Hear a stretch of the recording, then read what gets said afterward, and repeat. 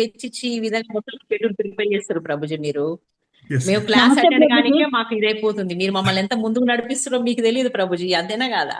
హరే కృష్ణ. మేము మిమ్మల్ని ఫాలో కావడమే చాలా, అది మీలో కనీసం ఒక 0.5 భక్తి అన్న మాకు అయ్యో అదేం లేదమ్మా, మీ ద్వారా రావాలి అలా అలా బయట ప్రభుజీ. నుంచి అలా నిజంగా అనిపిస్తుంది. అసలు ఎవరి చాలా మనసులో సంతోషం. లేదు లేదు లేదు ప్రభుజీ, అసలు మీరు చేసే సేవ మామూలు సర్వీస్ కాదు అసలు. యాక్చువల్ ఎస్పెషల్లీ మా కోసం మీరు ఇంత టైం వెచ్చిచ్చి చేస్తున్నారంటే నిజంగా గ్రేట్ ప్రభుజీ. నాకు అదే అనిపిస్తుంది, మీరు 2 గంటల క్లాస్ కు మీరు 2 గంటలే మాకు అటెండ్ కానికి మేము అనుకుంటాము, మీరు ఈ విధంగా మా కోసం ప్రిపేర్ అవుతారంటే really hats off to you ప్రభుజీ. నీకోసం కాదమ్మా, నా కోసం ఈ 2 గంటల క్లాస్ కోసం ఒక గంట గంటన్నర పీపీటీ చేసుకోవటం, పవర్ పాయింట్, మళ్ళీ ఒక గంట గంటన్నర క్లాస్ ఏంటో ఇదంతా కానీ ఇందులోకి వచ్చినాక అవునవును మీరు ఈ బాగా 6 చెప్తారు. గంటలు నేను మీరు వేరే చాలా బాగా చెత్త చెప్తారు. పని- ఈ చెత్త మా పని జీవిత చేయకుండా సత్యాలు భగవంతుడు పని. రియల్ గా మా లైఫ్ లో జరిగేవి అన్ని సంఘటనలు అన్ని నిజంగా లైఫ్ ఎంత ఎంత టచ్ అయి ఉంటాయంటే మనసుకి ఆ విధంగా ఉంటాయి. మధ్య మధ్యన మీరు చెప్పే చెలోక్తులు ఫ్యాక్ట్, నిజంగా ఫ్యాక్ట్ మీరు అన్నారు చూడండి, మనకు అవైతే గుర్తుంటాయి ఇవైతే గుర్తుంటావు అని. అవి నిజమే, మాకు మేము క్లాస్ అయిపోయినాక నవ్వుకుంటాను నేను అట్లా. కానీ మీరు అన్నట్టు చాలా చేంజ్ వచ్చింది నేను ప్రభుజీ. మీలాంటి వాడినే కదమ్మా, నేను మీలాంటి వాడినే కాబట్టి లేదు లేదు లేదు నా లేదు మనసు ఎలా లేదు ఉంటుందో నాకు మీరు తెలుసు. మాకు గురువు ప్రభుజీ, మీరు మీరు గురువు, మీరు మీ చెయ్యి పట్టుకొని మేము ముందుకు నడవాలి, అదొక దారం. అంత మాట ఐఎమ్ లైక్ యువర్ బ్రదర్. ఇలాంటి గురువులు. Thank you so much Prabhuji. అది చెప్పలేము ఇంకా, అది no words to say anything actually. I'm like your thank you brother so అమ్మా మచ్. అంతే. అదే చెప్పారు మా అనుని అడగండి ఏం చెప్తుందంటే, ఈయన అసలు క్లాసులో సరిగ్గా చదివేవాడు కాదు, ఇప్పుడు మా మీరు ఇంటికి అట్లా వచ్చి చెప్తే notes ఎక్కడ తీసుకునేవాడు. చదువు ఉద్యోగం డబ్బు ఇదంతా ఏం కాదు అని చెప్పారా లేదా? ఒక ఆవిడ 32 మాలలో ఎంతో చేస్తున్నారని చెప్పారా మీరు మన పోయినప్పుడు? ఆ, మరి అవన్నీ రావు కదా ప్రభుజీ, ఇవే వస్తాయి కదా. That is true, that is true. అది Very good. చదువు ప్రభుజీ. శిష్టాష్టకంలో కూడా మీరు రాధారాణి కృష్ణుణ్ణి రాధారాణి కృష్ణుణ్ణి అనుభవిస్తుంది అని చెప్పినప్పుడు, ఒక స్వీట్ మనం ఎలా అనుభవిస్తామో కృష్ణుడు కూడా అలా అనుభవించాలి అని ఎగ్జాంపుల్ చెప్పారు కదా ప్రభుజీ. కనీసం అది అన్న మనకి రియల్ లైఫ్ లో ఇలా ఉంది కదా, అంత అమ్ము ఆమె అన్నది కూడా వస్తుంది ప్రభుజీ. రియల్ మా రూపమాతో చెప్పారు, కరెక్ట్ చెప్పారు ప్రభుజీ. అంటే ఇప్పుడు మనకు జరిగే సిచ్యువేషన్లు ఆ ఎగ్జాంపుల్ మీరు భలే తీసుకున్నారు ప్రభుజీ. అంటే ఇప్పుడు నాకు అర్థమయ్యే ఎగ్జాంపుల్సే నేను మీకు చెప్తా. మీరు కరెక్ట్ గా చెప్తారు ప్రభుజీ. ఎట్లా అంటే అది తగిలిపోతుంది, మనం మర్చిపోం. కొన్ని క్లాసులు మనం అటెండ్ అయినాక మర్చిపోతాం. యాక్చువల్ గా అది ఏంటంటే మళ్ళీ మళ్ళీ మళ్ళీ మళ్ళీ గుర్తొస్తుంది. మీరు రిలేటెడ్ అన్నట్టు మనకి రియల్ లైఫ్ లో రిలేటెడ్ గా ఉంటాయి చాలా వరకు బేసిక్. మళ్ళీ దాంతో శరీర మీద ఉన్న వ్యామోహము, అది మళ్ళీ అట్రాక్షన్, డబ్బు, ఫైనాన్షియల్ గా ఇవన్నీ కూడా పోనీలో ఒకప్పుడు కూరగాయలు ఈయన తెస్తున్నాడంటే ఎట్లా తెస్తాడో, తక్కువ ధర అడుగుతాడో అడగడో, లేకపోతే క్వాలిటీ తెస్తాడో తేడో అన్నట్టు ఉండేది. ఇప్పుడే ఈ డబ్బులు ఏం చేసుకొని పోతే ఏదో ఒకటి దేని అట్లా ఏంటంటే చాలా చేంజ్ వచ్చింది. నేను ఏంది there is lot of difference అన్నట్టు. అప్పుడు రూపాయి ఇప్పుడు రూపాయి ఎంత తేడా ఉంది అని నాకే అనిపిస్తుంది ప్రభుజీ. అట్లా ఎందుకంటే ఇదంతా ఏముంది, భక్తి ఇంపార్టెంట్ కదా, ఇదంతా ఏముంది అని నాకు అసలు అదే అనుకుంటాను నేను. ఏంది ఎవరైనా అనుకోండి, అన్ని కోట్లు ఇన్ని కోట్లు ఉన్నాయండి, ఏం చేసుకుని కోట్లు అట్లా అట్లా అనిపిస్తుంది. అలాగే నేను చెప్తుంటే ఇది పిచ్చిది అనుకుంటున్నామో కానీ అనుకోని అని అట్లా. కరెక్ట్ అమ్మా, ఎందుకంటే మీ క్వశ్చన్ చెప్పనమ్మా, ఆ ఆలోచన రావటం కూడా చాలా కష్టం. అంటే జీవితంలో భక్తే ముఖ్యము అన్న మన మనసులోకి ఆ ఆలోచన రావటమే చాలా చాలా కష్టం. అది భగవంతుడు కృప ఉంటే కానీ రాదు. గురువు దయండి, భగవంతుడు కృప ఉండి మనం చదువుతున్న భాగవతం, మనం చేస్తున్న మంత్రం యొక్క ఎఫెక్ట్ అయితే తప్ప లేకపోతే రాదు. అది చాలా చాలా కష్టం. ఎంత విన్నా సరే మళ్ళీ పీకేస్తానే ఉంటుంది, మళ్ళీ డబ్బులు వచ్చినప్పుడు లాగుతానే ఉంటుంది.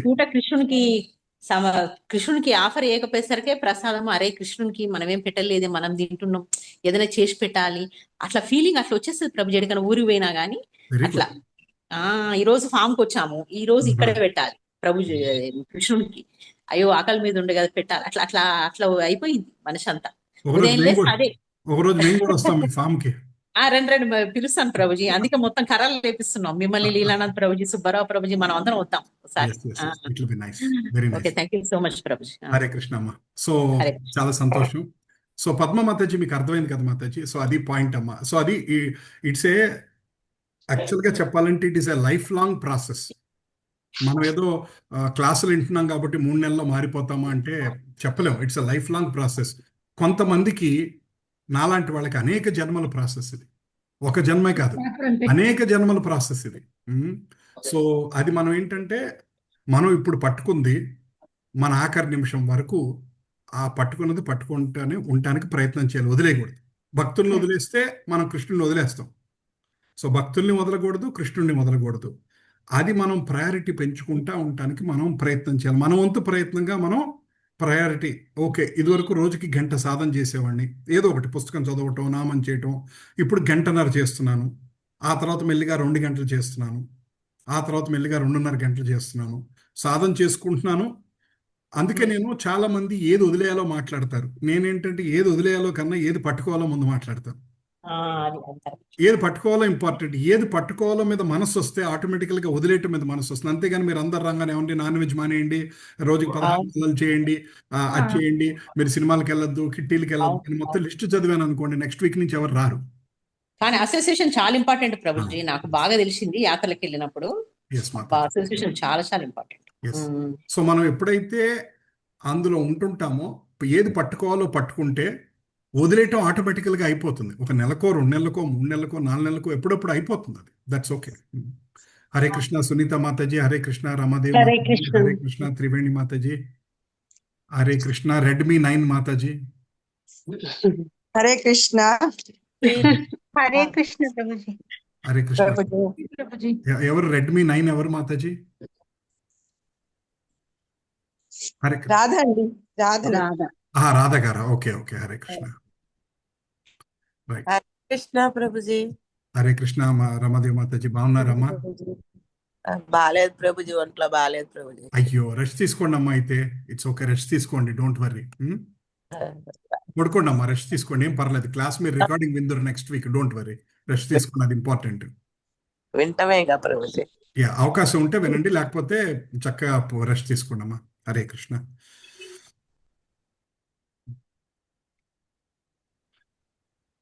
జయ రాధ మాధవ కుంజ బిహారీ గోపిజన వల్లభ గిరివరధారీ యశోదనందన బ్రజజన రంజన యమున తీరవనచారి.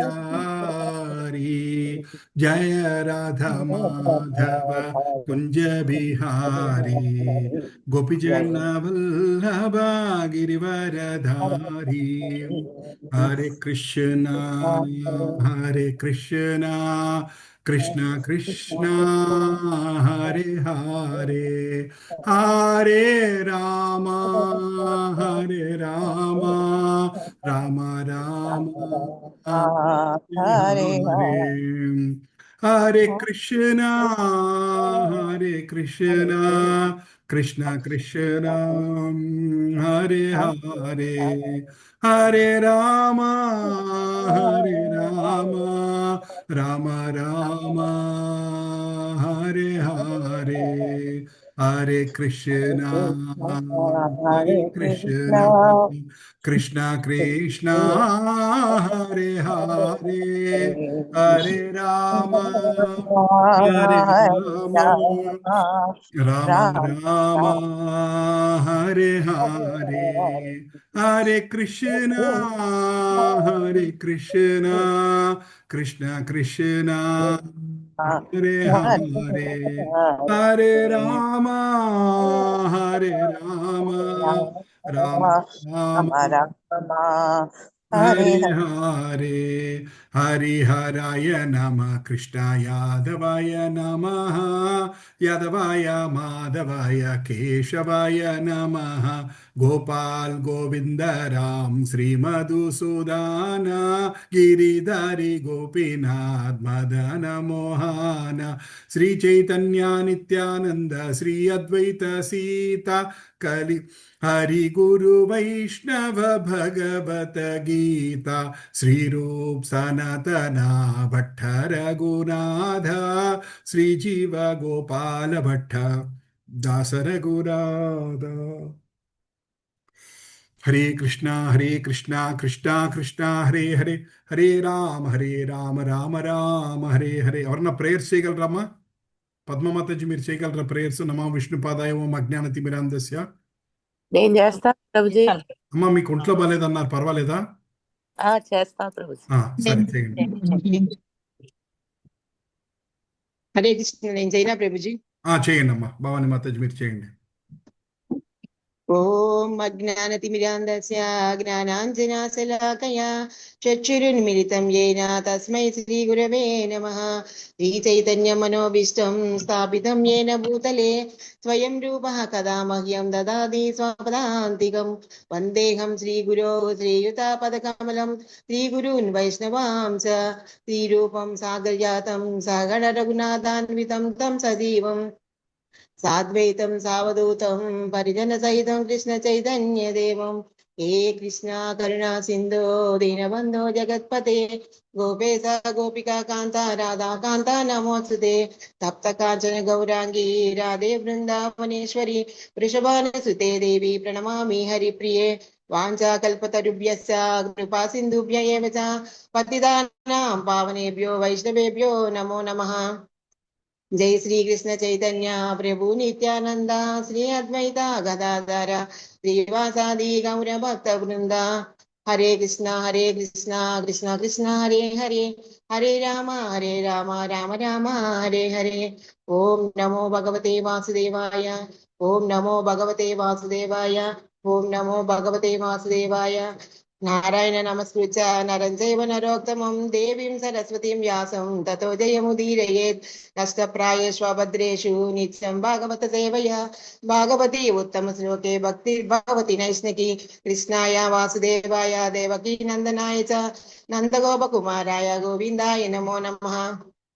నమో మహావదన్యాయ కృష్ణ ప్రేమ ప్రదాయితే కృష్ణాయ కృష్ణ చైతన్య నామినే గౌరత్విషే నమః.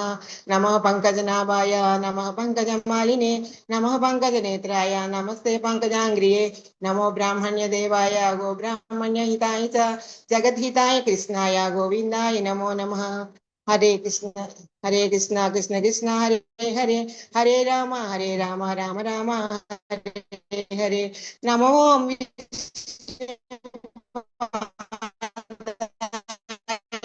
కృష్ణ ప్రేష్టాయ భూతలే శ్రీమతే భక్తి వేదాంత స్వామి నితి నామినే. నమస్తే సరస్వతీ దేవి గౌరవాణి ప్రచారిణి నిర్విశేష శూన్యవాది పాశ్చాత్య దేశ. హరే కృష్ణ. శ్రీ అద్వైత గదాధార శ్రీవాసాది గౌర భక్త బృంద. హరే కృష్ణ కృష్ణ కృష్ణ హరే హరే హరే రామ్ రామ్ రామ్ హరే హరే. థ్యాంక్ యూ భవానీ మాతాజీ. మధ్యలో కొంచెం కట్ అవుతుందమ్మా మీ వాయిస్.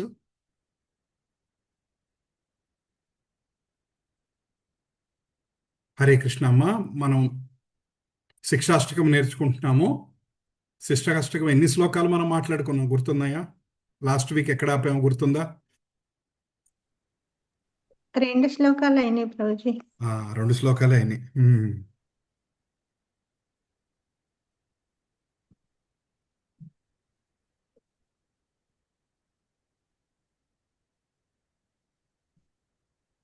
రైట్.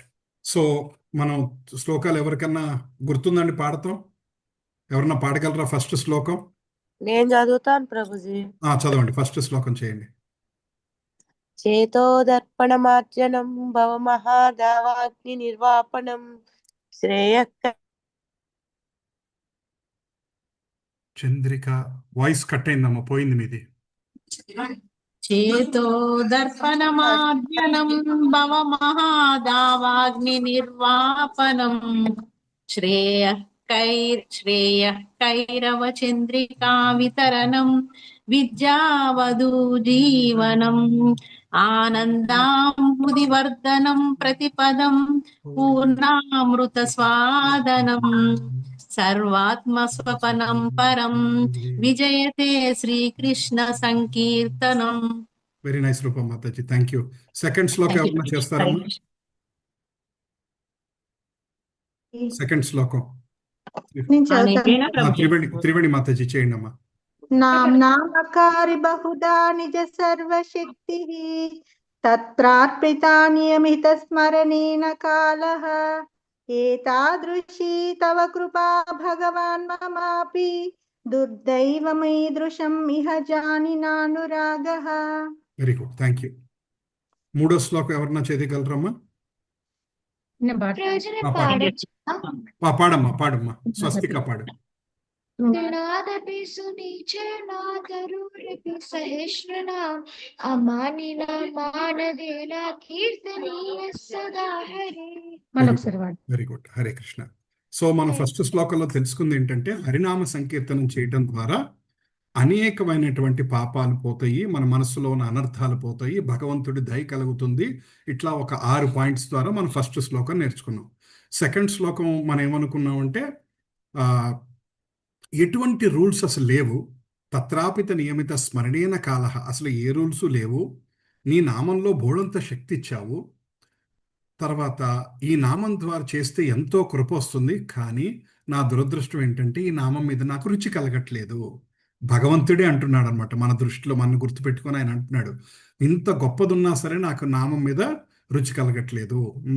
మనం కూడా అండి ఎంత సంపాదించినా సరే ఇంకా ఏదో లేదని ఎప్పుడు బాధపడుతూ ఉంటాం కదా, ఏదో లేదు అన్నది ఎప్పుడు గుర్తు తెచ్చుకొని బాధపడుతూ ఉంటాం అన్నమాట. అట్లా భగవంతుడే అంటున్నాడు అనమాట, మన దృష్టిలో మనం బాధపడుతూ ఉంటాం ఎప్పుడు. తర్వాత ఆ నామం మీద మనకి రుచి కలగట్ల, మనం ఎంత గురువులు ప్రతి వారం చెప్పినా సరే ఇంకా పర్వాలేదులే, చేద్దాంలే, నామం తర్వాత చేద్దాంలే, ఇట్స్ ఓకే అని అనుకుంటూ ఉంటాం అనమాట. దాని గురించి మన మనస్తత్వం గురించి చెప్తున్నారు. తర్వాత మనం మూడో శ్లోకంలో తెలుసుకుంది ఏంటంటే భక్తిలో మనం ముందుకెళ్ళాలంటే 4 ఇంపార్టెంట్ విషయాలు ఉన్నాయి. ఒకటి ఏంటంటే చాలా ఓపికతోటి వినమ్రతతో ఉండాలని ఒకటి తెలుసుకున్నాం. దానికి వినమ్రత, తర్వాత ఓర్పు. మూడోది ఏంటంటే మననెవరు గౌరవించాలని చూడకపోవటం. 4 అందరినీ మనం గౌరవించటం.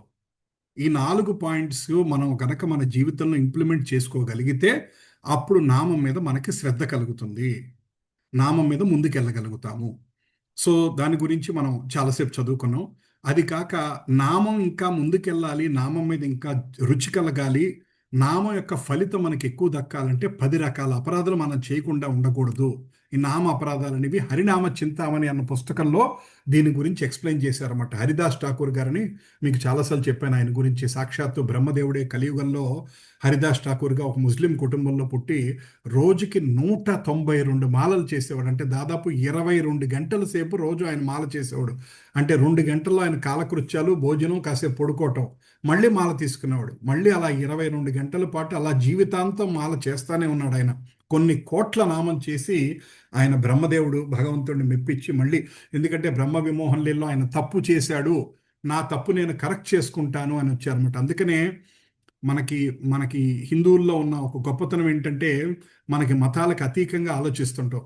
ఎవరు మంచివారు ఉంటే వారు ఏ మతం నుంచి వచ్చారని కూడా ఆలోచించాం అన్నమాట. అందుకనే సాక్షాత్తు చైతన్య మహాప్రభు కృష్ణుడు ఏం చేశాడంటే బ్రహ్మదేవుడు ముస్లిం మతంలో పుట్టినా సరే ఆయన నామాచార్య అన్నాడు అనమాట. అంటే నామానికి ఆచార్య.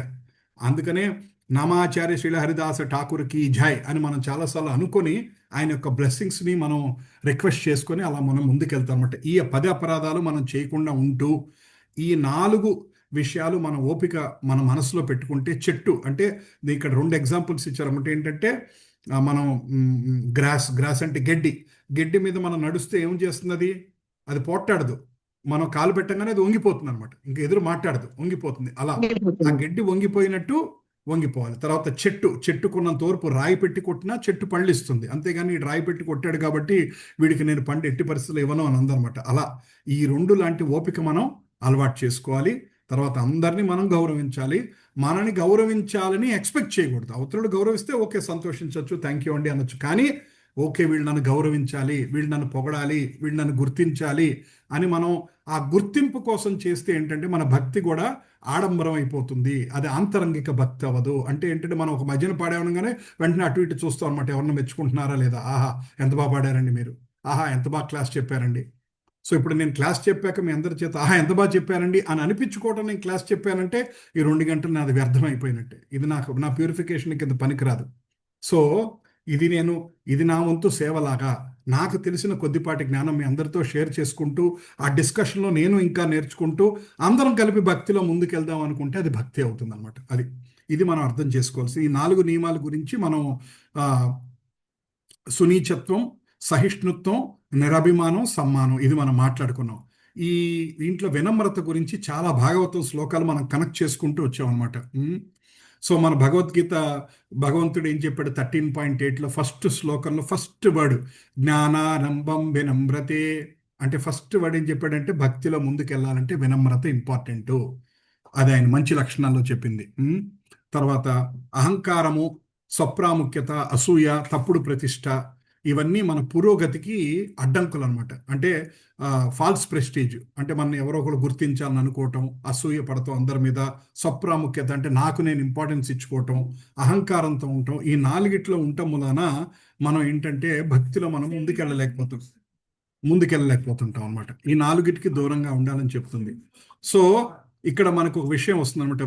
వినమ్రత అంటే అర్థం ఏంటంటే మనకి మనం తక్కువగా ఊహించుకోవటం. అంటే నేను ఎందుకు పనికిరాని వాడిని, నాకేమీ చేత కాదు, అందరూ నా మీదే బెటరు అని మనం తక్కువగా చేసుకోవటం, దాన్ని ఆత్మన్యూన్యతా భావం అంటారన్నమాట. అది వినమ్రత అవ్వదు. మనం తక్కువ చేసుకోవటం కాదు వినమ్రత. వినమ్రత అంటే భగవంతుడి గొప్పతనం ఏంటో తెలుసుకోవటం, డివోటీస్ గొప్పతనం ఏంటో తెలుసుకోవటం, మనం మిగతా వాళ్ళకన్నా బెటర్ కాదు అని అర్థం చేసుకోవటం. అంటే ఏంటంటే భక్తిలో ఇంకా మిగతా వాళ్ళు ముందుకు వెళ్ళారు చాలామంది. ప్రతి ఒక్కరి దగ్గర నుంచి మా నాన్నగారు ఎప్పుడు అంటుండేవాడు, కొంతమంది దగ్గర ఎలా ఉండాలో నేర్చుకోవాలి, కొంతమంది దగ్గర ఎలా ఉండకూడదో నేర్చుకోవాలన్నట్టు. అట్లా మన భక్తిలో ముందుకెళ్ళడానికి ప్రతి ఒక్కరి దగ్గర నేర్చుకోవాల్సినవి ఉన్నాయి అన్నది. తర్వాత ఇంకా ఏం చెప్తున్నారంటే వినమ్రత అంటే ఆ మీనింగ్ ఏంటంటే గురువు మాటని శ్రద్ధ తప్పకుండా పాటిస్తామంట. ఇంకా ఎదురు చెప్పకుండా గురువు చెప్పాడు, రోజు 16 మాలలు చేయమని గురువు చెప్పారు, చేయాల్సిందే. ప్రతిరోజు ఒక అరగంటన్నా భాగవతం చదవమని గురువుగారు చెప్పారు, ఓకే అది వింటాను. గురువుగారు ఇదిగో అమ్మ ఈ సంవత్సరం నీకు అనర్థాన్ని ఉంది, దాన్ని వదులుకోవడానికి ప్రయత్నం చెయ్యి అని అన్నారు, సో అది చేస్తాను. పలానా సేవ చేయమని నా గురువు అప్పగిచ్చాడు, ఆ సేవ ఎలాగోలా సరే నేను ప్రయారిటీ పెట్టి చేస్తాను అని గురువు మాటని వినటం కూడా వినమ్రతే అనమాట. వినమ్రత అంటే ఇలా ఉండి తలంచుకొని నమస్కారం అండి, హరే కృష్ణ అండి, హరే కృష్ణ అండి అని ఇలా అంటాం కాదు వినమ్రత. వినమ్రత అనేది మనసులో ఉండాలి, బయట శారీరకంగా ఉన్నది వినమ్రత అవ్వకపోవచ్చు. మనసులో గర్వం ఉండొచ్చు, బయటికి మనం ఇలా అనొచ్చు హరే కృష్ణ అని తలంచి, మనసులో గర్వం ఉండొచ్చు, నన్ను మించిన భక్తుడు లేడు, నేను కాబట్టి రోజు 16 మాలలు చేస్తున్నాను, నేను కాబట్టి భాగవతం చదువుకుంటున్నాను, వీళ్ళందరూ చుట్టుపక్కల ఉన్న వాళ్ళందరూ వెధవులు, ఇలా ఆలోచిస్తూ మొదలెట్టామనుకోండి మనం భక్తిలో ముందుకెళ్ళలేం. రైట్. సో వినమ్రతే భగవన్నామ స్మరణకు బలం. ఎప్పుడైతే మనం వినమ్రతతో ఉంటామో అప్పుడు మనం కనుక భగవన్నామం చేయగలిగితే ఆ భగవన్నామం తొందరగా ఫలిస్తుంది. మన మనసు నిండా అహంకారం పెట్టుకొని మనం భక్తి మార్గంలోకి వెళ్తే మనం ముందుకెళ్ళలేం. అలా అని అహంకారం పోవట్లేదు అందుకే భక్తి చేస్తున్నానంటే దట్స్ ఓకే. ఇప్పుడు కొన్ని అవలక్షణాలు మనలో ఉంటాయి. కొన్ని అవలక్షణాలు ఎలా ఉంటాయంటే మనం కాన్షియస్గా ఎఫర్ట్, అంటే మనం దాన్ని ప్రత్యేకంగా దాన్ని తగ్గించుకోవడానికి మనం మానవ ప్రయత్నం చేసి తగ్గితే ఫైన్. తగ్గలేదనుకోండి భగవంతుడిని అడగాలి, స్వామి నాకు ఈర్ష్య బాగా ఉంది, వేరే వాళ్ళని చూసి ఈర్ష్య పడిపోతున్నాను, అది నేను వదులుకుందాం అనుకున్నా నాది పోవట్లేదు, నాకు నేను గుర్తు తెచ్చుకున్నా మళ్ళీ ఆ టైంకి ఈర్ష్య వచ్చేస్తుంది, కృష్ణ నువ్వే ఈ అనర్థాల నుంచి నన్ను దూరం పెట్టుతండి అని అడగచ్చు. అప్పుడు అనర్థాలు ఉన్నా సరే మనం భక్తి చేయొచ్చు, తప్పులేదు. బట్ నీ చేతిలో ప్రయత్నంతో వదులుకోగలిగితే నీ ప్రయత్నం చేసి మనం దాంట్లోంచి వదులుకోగలగాలని చెప్తున్నారు అన్నమాట. రైట్. సో ఇందాక మనం చైతన్య చరితామృతంలో ఒక శ్లోకం మనం విన్నాం ఏంటంటే ప్రేమేర స్వభావ యాహ ప్రేమేర సంబంధ సేయిమాని కృష్ణ మోరా నాహి ప్రేమ గంధ. అంటే ఈ శ్లోకంలో ఎలా చెప్తున్నారంటే భక్తులు అంటే ఎలా ఆలోచిస్తారంటే అందరికన్నా నేనే తక్కువ, నాకన్నా అందరూ ఇంకా బాగా ధ్యానం చేస్తున్నారు, నాకన్నా ఇంకా అందరూ ఎక్కువ సేవ చేస్తున్నారు, నేనే తక్కువ సేవ చేస్తున్నా, నేనే ఇంకా చేయాలి అని అనుకుంటూ ఉంటారంట. ఎవరైతే ఈ క్లాస్ మొత్తం మీద నన్ను మించిన భక్తుడు లేడు, మా సత్సంగంలో నన్ను మించిన భక్తుడు లేడు అని ఎప్పుడైతే మన మనసుకు వచ్చిందో అహంకారం, యాక్చువల్గా అహంకారం మామూలు జీవితంలో కాదండి, మెల్లిగా భక్తిలో కూడా వస్తూ ఉంటుంది. దాన్ని మనకి ఆచార్యులు ఏం చెప్తారంటే భక్తిని భక్తి లత బీజం అంటారన్నమాట. భక్తి లత బీజం అంటే ఏంటంటే లత అంటారు, చెట్టు అంటారు. భక్తి లత అంటే అర్థం ఏంటంటే సన్నటి తీగ. మన ఇంట్లో దోసకాయ కానీ ఆ తర్వాత మల్లె తీగ కానీ ఇవన్నీ ఉంటాయి. ఎలా ఉంటుంది మన ఇంట్లో రావి చెట్టు ఎలా ఉంటుంది, మల్లె తీగ ఎలా ఉంటుంది? రావి చెట్టు అంటే ఇంతలా ఉండి స్ట్రాంగ్గా ఉంటుంది, మల్లె తీగ ఎలా ఉంటుంది, పల్చగా ఉంటుంది అనమాట. సో అది సన్నజాజి ఇట్లాంటివన్నీ ఆ తీగల్లా ఉన్నవి జాగ్రత్తగా చూసుకుంటూ ఉండాలన్నమాట. అది ఎప్పుడన్నా తెగిపోవచ్చు. తర్వాత ఏమంటారంటే భక్తిలో ఆ భక్తి లత బీజ అంటే ఎప్పుడైతే మన మనస్సులో హృదయంలో భక్తి లత స్లోగా అంకురించి భక్తి పెరుగుతూ ఉంటే నెమ్మదిగా దాని పక్కన వీడ్స్ అంటే తెలుగులో ఏమంటారంటే కలుపు మొక్కలు, దాని పక్కన కలుపు మొక్కలు కూడా పెరుగుతాయంట. అందుకే రైతులు ఏం చేస్తారు, ముఖ్యమైన మొక్క పెరగటాక కలుపులు తీసేస్తారు. సో మన మనసులో పెరిగే కలుపు మొక్కలు ఏంటి? మెల్లిగా గర్వం కూడా స్టార్ట్ అవుతుంది. ఆహా, నేను ఎంత బాగా చాంటింగ్ చేస్తున్నాను, ఆహా నేను ఎంత బాగా భజనలు పడుతున్నాను, నేను రోజుకి 2 గంటలు భాగవతం చదువుతున్నాను, వాళ్ళందరూ అరగంటే చదువుతున్నారు. ఇట్లా తెలియని అహంకారము, మనకి మనం గొప్ప ఫీల్ అవటం, భక్తిలో కూడా అంటే మనం బయట ఉన్న అనర్థాన్ని భక్తిలో కూడా తీసుకొస్తాం అనమాట. మనకు బయట ఏదైతే ఉందో, మాకు ఇంత ఆస్తి ఉందండి, మేము ఫలానా కులంలో పుట్టామండి, ఏవేవో గొప్పలు ఉంటాయి మనకి. ఏదో మా ఇంటి పేరు చాలా గొప్ప అండి, మా సందుకే మా ఇంటి పేరు పెట్టారండి, ఇట్లా ఏవేవో తెలియని గొప్పలు మనసు నిండా ఉంటుంటాయి. ఆ గొప్పలు మనం భక్తిలో కూడా తీసుకొస్తుంటాం. వాటిని వీడ్స్ అంటారు. అంటే మనకి రూప గోస్వామి గారు ఏమంటారంటే, జాగ్రత్తగా పరికించి ఆ మనస్సులో ఉన్న కలుపు మొక్కల్ని తీసేయాలన్నమాట. భక్తితో పాటు ఈ పక్క నుంచి ఇవి కూడా వస్తుంటాయి కొద్ది కొద్దిగా. అవి తీసేస్తే అప్పుడు భక్తి లతా బీజ అనేది చక్కగా ఇంతింతై వటుడింతై అన్నట్టు అద్భుతంగా పెరుగుతుంది అనమాట. అది గుర్తుపెట్టుకోవాలని చెప్తున్నారు. తర్వాత ఇంకా శ్రీమద్ భాగవతంలో కంపేర్ చేసుకుంటే, నేను శ్లోక రిఫరెన్స్ ఇస్తున్నాను, మీ ఇంట్లో భాగవతం ఉంటే కనుక ఓపెన్ చేసి చూసుకోండి ఈ శ్లోకాలు. లేకపోతే మీకు ఇంటర్నెట్ వాడటం అలవాటు ఉందంటే vedabase.io అని పెట్టి SB 11937 అని గూగుల్కి వెళ్ళి కొడితే ఆ శ్లోకం మొత్తం చూపిస్తుంది. రైట్, అలా మీరు ఇంకొకసారి చూసుకోవచ్చు ఆ శ్లోకాలు. సో శ్రీమద్ భాగవతం నైవాతమా ప్రభుర్ అయం నిజలాభపురుణం. సో మహారాజ్ పరీక్షితుడు ఏంటంటే, ఆయనకి శాప వస్తుంది. మనకి ఎవరు శాప ఇస్తారు పరీక్షిత్ మహారాజ్కి? గుర్తుందండి? పరీక్షిత్ మహారాజ్కి ఎవరు శాపం ఇచ్చేది? అర్జునుడు కదా ప్రభుజీ. ఎవరమ్మా? ప్రభుజీ భృంగి ఇచ్చాడు ప్రభుజీ. భృంగి అది ఆ ఆ పరీక్షిత్ మహారాజు ప్రభుజీ ఆ వాటర్ గురించి వెళ్తుంటే ఆ బ్రాహ్మణుని మీదకి పాము వేస్తే వాళ్ళ కొడుకు భృంగి ఎవరో పిల్లలు చెప్తే భృంగి శృంగి సారీ మర్చిపోయాను. రావచ్చా, లోపల రావచ్చు. ఆ శృంగి ఏమని చెప్పిస్తాడు? 7 రాత్రులు 7 పగళ్ళలో 7 రోజుల్లో నీకు ఒక సర్పం, పక్షి లాంటి సర్పం వచ్చి నిన్ను కాటేసి చంపేస్తుంది అంటారు. పరీక్షిత్ మహారాజ్ ఎటువంటి గొప్ప పరమ విష్ణు భక్తుడు! ఆయన తల్లి గర్భంలోనే భగవంతుడి దర్శనం చేసుకోగలిగాడు. మిగతా వాళ్ళందరూ జీవితం అయిపోయాక చివరిలో కృష్ణుడు కనబడ్డాడేమో, ఆయనకి పుడతంతోనే కృష్ణుడు, అంటే తల్లి కడుపులో నుంచి బయటికి రాకముందే సాక్షాత్తు భగవంతుడిని అమ్మ యోనిలో ఎదురుకుండా చూశాడు ఆయన. అటువంటి మహాభక్తుడు. ఆయనకి పాండవుల యొక్క మనవుడు, ఆ వంశపారంపర్యంలో ఉన్నాడు. ఆయనకి ఎటువంటి శక్తి ఉంటుంది? ఆ బ్రాహ్మణ తపస్సు తిరిగి ఇచ్చేయగల శక్తి ఆయనకు ఉంది. లేదా ఆ బ్రాహ్మణ్ణి, ఆయన రాజు, ప్రపంచానికి మొత్తానికి రాజు కాబట్టి ఆ బ్రాహ్మణుడు తల నరకగలిగే కెపాసిటీ కూడా ఉంది. నాకే శాపం ఇస్తావా అని చేయగలడు. కానీ ఆయన ఏం చేశాడు? మనిషి అన్నాక చనిపోక తప్పదు, ఓకే నాకు ఈ శాపం ద్వారా నేను వెళ్ళిపోతాను, అంటే ఈ కారణం ద్వారా నేను వెళ్ళిపోతాను, కాబట్టి వెళ్ళిపోయేలోపు నేను ఏం చేయాలి, ఏం మంచి చేయాలని ఆలోచించారన్నమాట. యాక్చువల్గా వెళ్ళిపోవటం అంటే నాకు ఒకటి వచ్చింది. మనం మామూలుగా అంటూ ఉంటాం, క్యాన్సర్ వచ్చి చనిపోయారండి, హార్ట్ అటాక్ వచ్చి చనిపోయారండి, ఇది వచ్చి చనిపోయారండి అంటాం. కానీ యాక్చువల్గా అది తప్పు అంట. శాస్త్రం ఏం చెప్తుందంటే, చనిపోవాలి కాబట్టి క్యాన్సర్ వచ్చిందంట, చనిపోవాలి కాబట్టి హార్ట్ అటాక్ వచ్చిందంట. అంటే ఏంటంటే కారణం హార్ట్ అటాక్ కాదు, చనిపోవాలి కాబట్టి హార్ట్ అటాక్. ఏదో రూపంలో ఆయన కాలోస్మ్యహ అన్నట్టు భగవంతుడే కాల రూపంలో, మృత్యు రూపంలో మనం తీసుకెళ్ళిపోతాడు అనమాట. అది. సో పరీక్షిత్ మహారాజుకి తిరిగి శాపం ఇవ్వగల శక్తి, అధికారం ఉన్నా సరే ఆ శాపానికి తల వంచి ఆ 7 రోజులు ఎలా ఉపయోగించుకోవాలనుకుని సుఖదేవ గోస్వామి పాదాల దగ్గరికి వెళ్ళి, అయ్యా నాకు 7 రోజులే టైం ఉంది, ఏం చేస్తే నేను మళ్ళీ జన్మ తీసుకోకుండా ఉంటాను, చావుకు దగ్గరగా ఉన్నవాళ్ళు ఏం చేయాలి అని పరీక్షిత్ మహారాజు వెళ్ళి సుఖదేవ్ గోస్వామిని అడిగితే, అప్పుడు ఆయన సుఖదేవ్ గోస్వామి అంటాడు, అద్భుతమైన ప్రశ్న అడిగావు నువ్వు, అందుకు నీకు శ్రీమద్ భాగవతం చెప్తాను. చనిపోయేవాళ్ళు కానీ, చనిపోతారని తెలిసిన వాళ్ళు కానీ ఎవరన్నా చేయాల్సిన డ్యూటీ ఏంటంటే శ్రీమద్ భాగవతం చదువుకోవటమే. ఎవరైతే శ్రీమద్ భాగవతాన్ని చదువుకుంటారో శ్రద్ధగా, వాళ్ళకి జన్మ అంటూ మళ్ళీ ఉండదు అని పరీక్షిత్ మహారాజ్ చెప్తారన్నమాట. తర్వాత అట్లా ఇంకొకటి, అహం త్వా అమిసే జగతీష యుయూషాన్.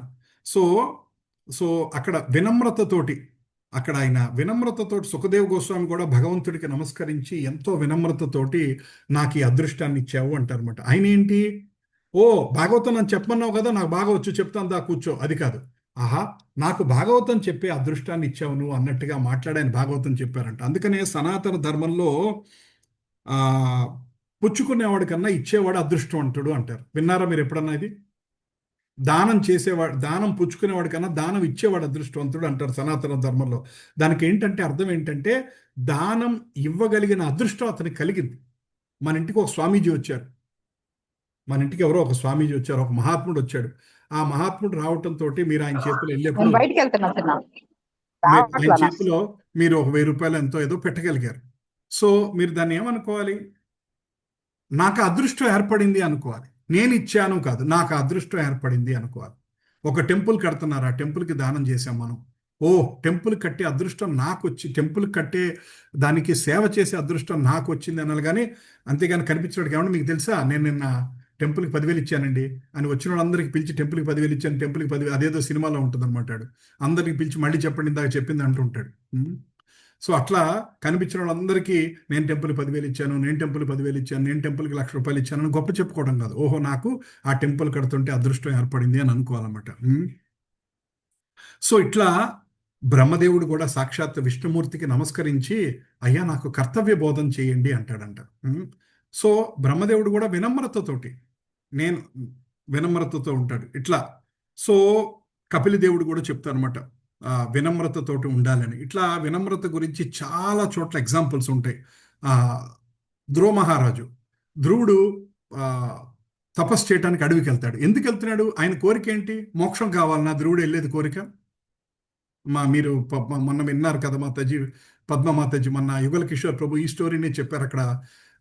మీరు అక్కడ గ్రూప్కి వచ్చి, మీరు అక్కడ సత్సంగకి వచ్చినప్పుడు ఆయన సురుచి ఈ స్టోరీ చెప్పారు. ధ్రువ మహారాజు ఎందుకు వెళ్ళాడు తపస్సు చేసుకోవడానికి? వాళ్ళ నాన్న కాలి తొడ మీద కూర్చుంటుంటే పెద్ద భార్య వద్దు, నీకు అర్హత లేదు, నీకు అర్హత కావాలంటే నా కడుపులో పుట్టుంటే నీకు అటువంటి అర్హత వచ్చేది, సో నీకు అర్హత లేదు అని ఆవిడ పంపించేస్తాడనమాట. అప్పుడు ఆయన బాధతో వాళ్ళ అమ్మ దగ్గరికి వెళ్ళి, అమ్మ నేను ఏం చేయాలి అంటే శ్రీమన్నారాయణ దగ్గరికి వెళ్ళాం. వాళ్ళ అమ్మ చేసిన మంచి పని ఏంటో చెప్పనా? శ్రీమన్నారాయణ దగ్గరికి వెళ్ళని చెప్పింది అనమాట. అప్పుడు ఆయనకి నారదుడు దారిలో కనపడి ఆవిడకి ఓం నమో భగవతే వాసుదేవ మంత్రాన్ని ఉపదేశిస్తారన్నమాట. ఆయన కోరిక ఏంటి? రాజ్యం కావాలి, తండ్రిని గౌరవించాలి, తండ్రి తొడ మీద నేను కూర్చోవాలి, ఆయన కోరిక. కానీ శ్రీ మహావిష్ణువు కనపడంగానే ఆయన చేసిన తపస్సుకి 6 నెలల తపస్సుకే కనపడతాడంట భగవంతుడు. 6 నెలల తపస్సుకి ఆయన కనపడితే ఆయన అంటాడంట, ఆయన అన్న శ్లోకంలో మీనింగ్ ఏంటంటే 4:11-13లో నేను గాజు మొక్క కోసం ఎతుకుతుంటే మాణిక్యం దొరికింది అంటాడు.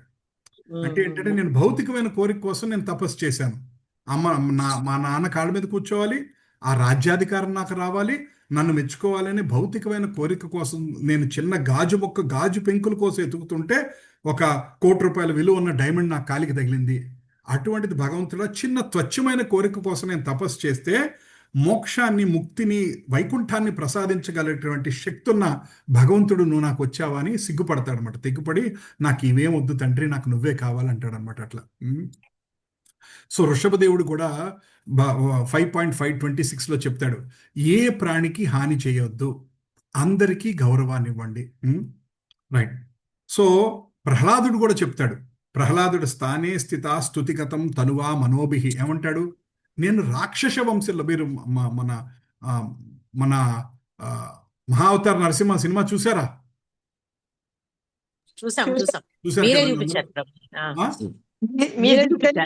నేనే తీసుకెళ్ళానా? Very nice. ఎస్ పద్మమాతాజీ కూడా నాకు అప్పుడే పరిచయం అయ్యారు. ఎస్ గుర్తుంది. Yes right. సో మనం సినిమా మహావతార నరసింహ సినిమాలో, అంటే ఆ సినిమా ఎందుకు కోట్ చేశానంటే లేటెస్ట్గా గుర్తుంటుందని. అందులో ప్రహ్లాదుడు ఏమంటాడు? నేను రాక్షస వంశం నుంచి పుట్టాను, నాకు నిన్ను చూసే అర్హత నాకు లేదు, నేనేం దేవతల ఇంట్లో పుట్టలేదు, భక్తులింట్లో, భాగవతులింట్లో, బ్రాహ్మణుల్లో పుట్టలేదు, ఒక పశుజాతి రాక్షస వంశంలో పుట్టాను, అయినా సరే నువ్వు నాకు దర్శనం ఇచ్చావా తండ్రి, అంతకన్నా అదృష్టం నాకేముంది, నాకు ఏ అర్హత లేదు అంటాడు. కానీ ఎంత అదృష్టవంతుడు ప్రహ్లాదుడు, బోళంత అర్హత ఉంది ఆయనకి, మనసు నిండా భక్తే ఉంది. అయినా సరే నాకు ఏ అర్హత లేదు తండ్రి, నువ్వు నాకు అర్హత లేకుండా నువ్వు నాకు కనపడ్డావు అని చెప్పి ఆయన్ని నమస్కరిస్తాడనమాట. తర్వాత ప్రహ్లాదుడు ఇంకా 7.9.24లో నైవోద్విచే పరదురత్యయ వైతారణ్యాస్ ఏమంటాడంటే, నన్ను ఈ మాయా సముద్రం నుంచి రక్షించగలిగింది నువ్వే తండ్రి అంటుంటాడనమాట. తర్వాత భగవంతుడు ఎప్పుడైతే ప్రహ్లాద్ మహారాజుతో నీకేం కావాలి అని అడిగితే ఆయన అంటాడు, స్వామి నేను నీతోటి వ్యాపారం చేయట్లేదు స్వామి, నాకు ఇది కావాలి అని అడిగితే వ్యాపారం అవుతుంది, నాకు ఏమి వద్దు, ఎన్ని జన్మలైనా సరే అహైతుకి భక్తి, నీ భక్తి కావాలి, నీ భక్తులతోటి నెయ్యము కావాలి, అంతే, నాకు ఇంకేమొద్దు స్వామి అని అడుగుతాడు అనమాట. అటువంటి వినమ్రతకు సంబంధించిన కొన్ని ఎగ్జాంపుల్స్. తర్వాత 8th cantoలో బలి మహారాజుని వామన దేవుడు మొత్తం పాశంతో బంధించేస్తాడు. బలి మహారాజు అంటే ఆయన కింగ్, ప్రహ్లాదుడి మనవుడు. ప్రహ్లాదుడి కొడుకు పేరు విరోచనుడు, విరోచనుడి కొడుకు పేరు బలి మహారాజు. ప్రహ్లాదుడి మనవుడు, ఆల్మోస్ట్ ఆయన కింగ్ అనమాట, యావత్ ప్రపంచానికి కింగ్. అటువంటిని ఆయన్ని మొత్తం తాళ్లతోటి బంధిస్తే ఆ బలి మహారాజు తల ఉంచుకొని, స్వామి నన్ను మీకేమిమ్మంటారని అడుగుతాడు. శుక్రాచార్యుడు గురువు చెప్తాడు, ఆయనకి దానం చేయొద్దని కూడా చెప్తాడు. దానం చేయొద్దని చెప్పినా సరే గురువు మాట కూడా లెక్క. మామూలుగా గురువు మాట దాటితే పుట్టగతులు ఉండవంటారు. కానీ ఈ విషయంలో అంటే భగవంతుడి కోసం గురువు మాటను కూడా ధిక్కరించి, సాక్షాత్తు వచ్చింది విష్ణువే అయితే ఇంకా నాకన్నా అదృష్టవంతుడు ఇంకెవడున్నాడు, ఆయనకి దానం చేయగలిగే అదృష్టాన్ని జీవితంలో నా పేరు అజరామరం అయిపోతుంది ఎప్పటికన్నా సరే, భగవంతుడికే దానం ఇవ్వగలిగాడు వీడని. అటువంటి విష్ణువు నా దగ్గరకు వచ్చి అడిగితే నేను ఇవ్వకుండా ఉంటానా అంటాడు అనమాట. సో అదనమాట. అట్లా తర్వాత 10:14 లాస్ట్ వీక్ దీని గురించి మనం చాలాసేపు మాట్లాడుకున్నాం. తత్తేను కంపాన్ సుశిక్షమాను. మేము పోస్ట్ మ్యాన్ ఎగ్జాంపుల్ చెప్తాను ఇది వచ్చినప్పుడు, ఈ శ్లోకం వచ్చినప్పుడు. మనకి ఎవరన్నా కష్టం తీసుకొస్తే ఆ కష్టం తీసుకొచ్చేవాడిని పోస్ట్ మ్యాన్ లాగా చూడాలన్నట్టు. సో ఆ శ్లోకంలో కూడా ఏంటంటే, నిజమైన భగవంతుడు అన్ని కష్టాన్ని ఓర్చుకుంటూ భరిస్తూ భగవంతుడి మీద మనసా వాచ కర్మణ శ్రద్ధ వదులుకోకుండా కష్టపడుతూ సాధన చేస్తూ ఉన్న వాళ్ళకి ఆఖరికి భగవంతుడే ఉంటాడు, మోక్షం నీ కాళ్ళ దగ్గర పడి ఉంటుంది అంటాడు. అంటే యు ఆర్ ఎలిజిబుల్, మీకు అర్హత ఉంది. ఎందుకంటే మీరు లైఫ్ లాంగ్ మనం భగవంతుడిని అడగచ్చు అంట, కృష్ణ జీవితం అంతా నేను నీ గురించి ఆలోచించాను, అన్ని కష్టాల్ని ఓర్చుకున్నాను, దేన్ని అధిగమించలేదు, కోరికలను పక్కన పెట్టాను, ఎల్లప్పుడూ నీ సేవ గురించి ఆలోచించాను, మరి నాకు నీ పాదసేవ ఎందుకు ఇవ్వవు తండ్రి, నన్ను ఎందుకు కరుణించవు తండ్రి అని అడగగలిగే ఈ స్టేజ్కి తీసుకెళ్తుందంట అన్నమాట భక్తి అన్నది.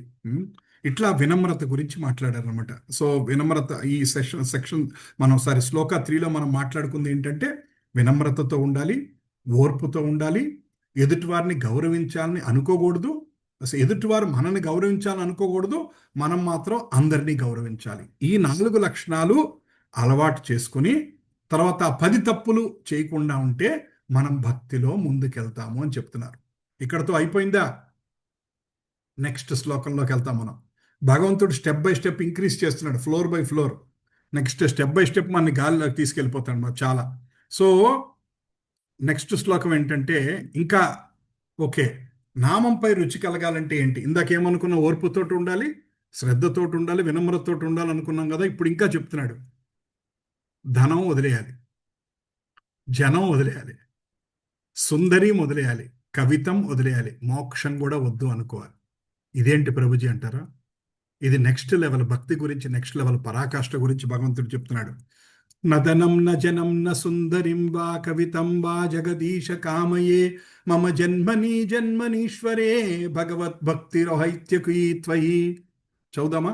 నదనం న జనం న సుందరిం, చెప్పండి. నదనం న సుందరిం కవితం వా జగదీశ కామయే మమ జన్మని జన్మనీశ్వరే భవతాద్భక్తిరహైతుకీ త్వయి.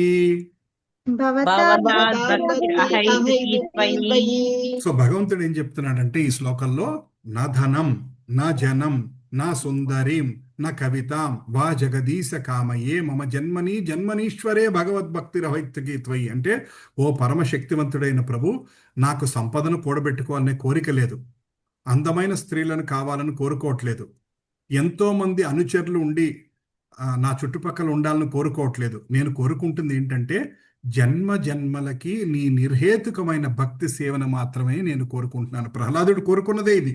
ప్రహ్లాదుడు అడిగింది ఏంటి? నాకేమొద్దు, జన్మ జన్మలకి నాకు ఇదే కావాలి, నీ పాద సేవయు, నీ పాదార్చకులతోటి నెయ్యము, నిరాతాపర భూతదయ్యను నాకు దయసేయగదే అని అడుగుతాడు పోతన భాగవతంలో. అట్లా అదే అనమాట ఆయన అడిగేది ఏంటంటే, సో నాకు సంపద మీద ఆశ లేదు, అందమైన స్త్రీలు భార్యలు అటువంటి వాళ్ళతో ఆనందించాలని కోరిక లేదు, నా చుట్టుపక్కల ఎప్పుడూ మనుషులు పక్కనే ఉండే వా వా వా వా నాకు చప్పట్లు కొట్టాలని, నన్ను పొగుడుతూ నా చుట్టూ తిరుగుతూ ఉండాలని నా కోరిక లేదు. నాకు కావాల్సింది ఏంటంటే, ఎన్ని జన్మలెత్తినా సరే నాకు నీ సేవే కావాలి. అంటే ఏంటంటే ఇక్కడ మోక్షం కూడా అడగట్లా, నన్ను వైకుంఠం తీసుకెళ్ళిపో, నాకు ఈ జన్మ మృత్యు జరావ్యాధి నుంచి ముక్తిని పొందజేయి అని కూడా అడగట్లా. సో మీకు చాలాసార్లు చెప్పాను, భాగవతం ఎక్కడ స్టార్ట్ అవుతుందంటే పంచమ పురుషార్థం కృష్ణ ప్రేమ. వేదాలన్నీ చతుర్విధ పురుషార్థం. చతుర్విధ పురుషార్థాలు అంటే ఏంటి గుర్తున్నాయండి?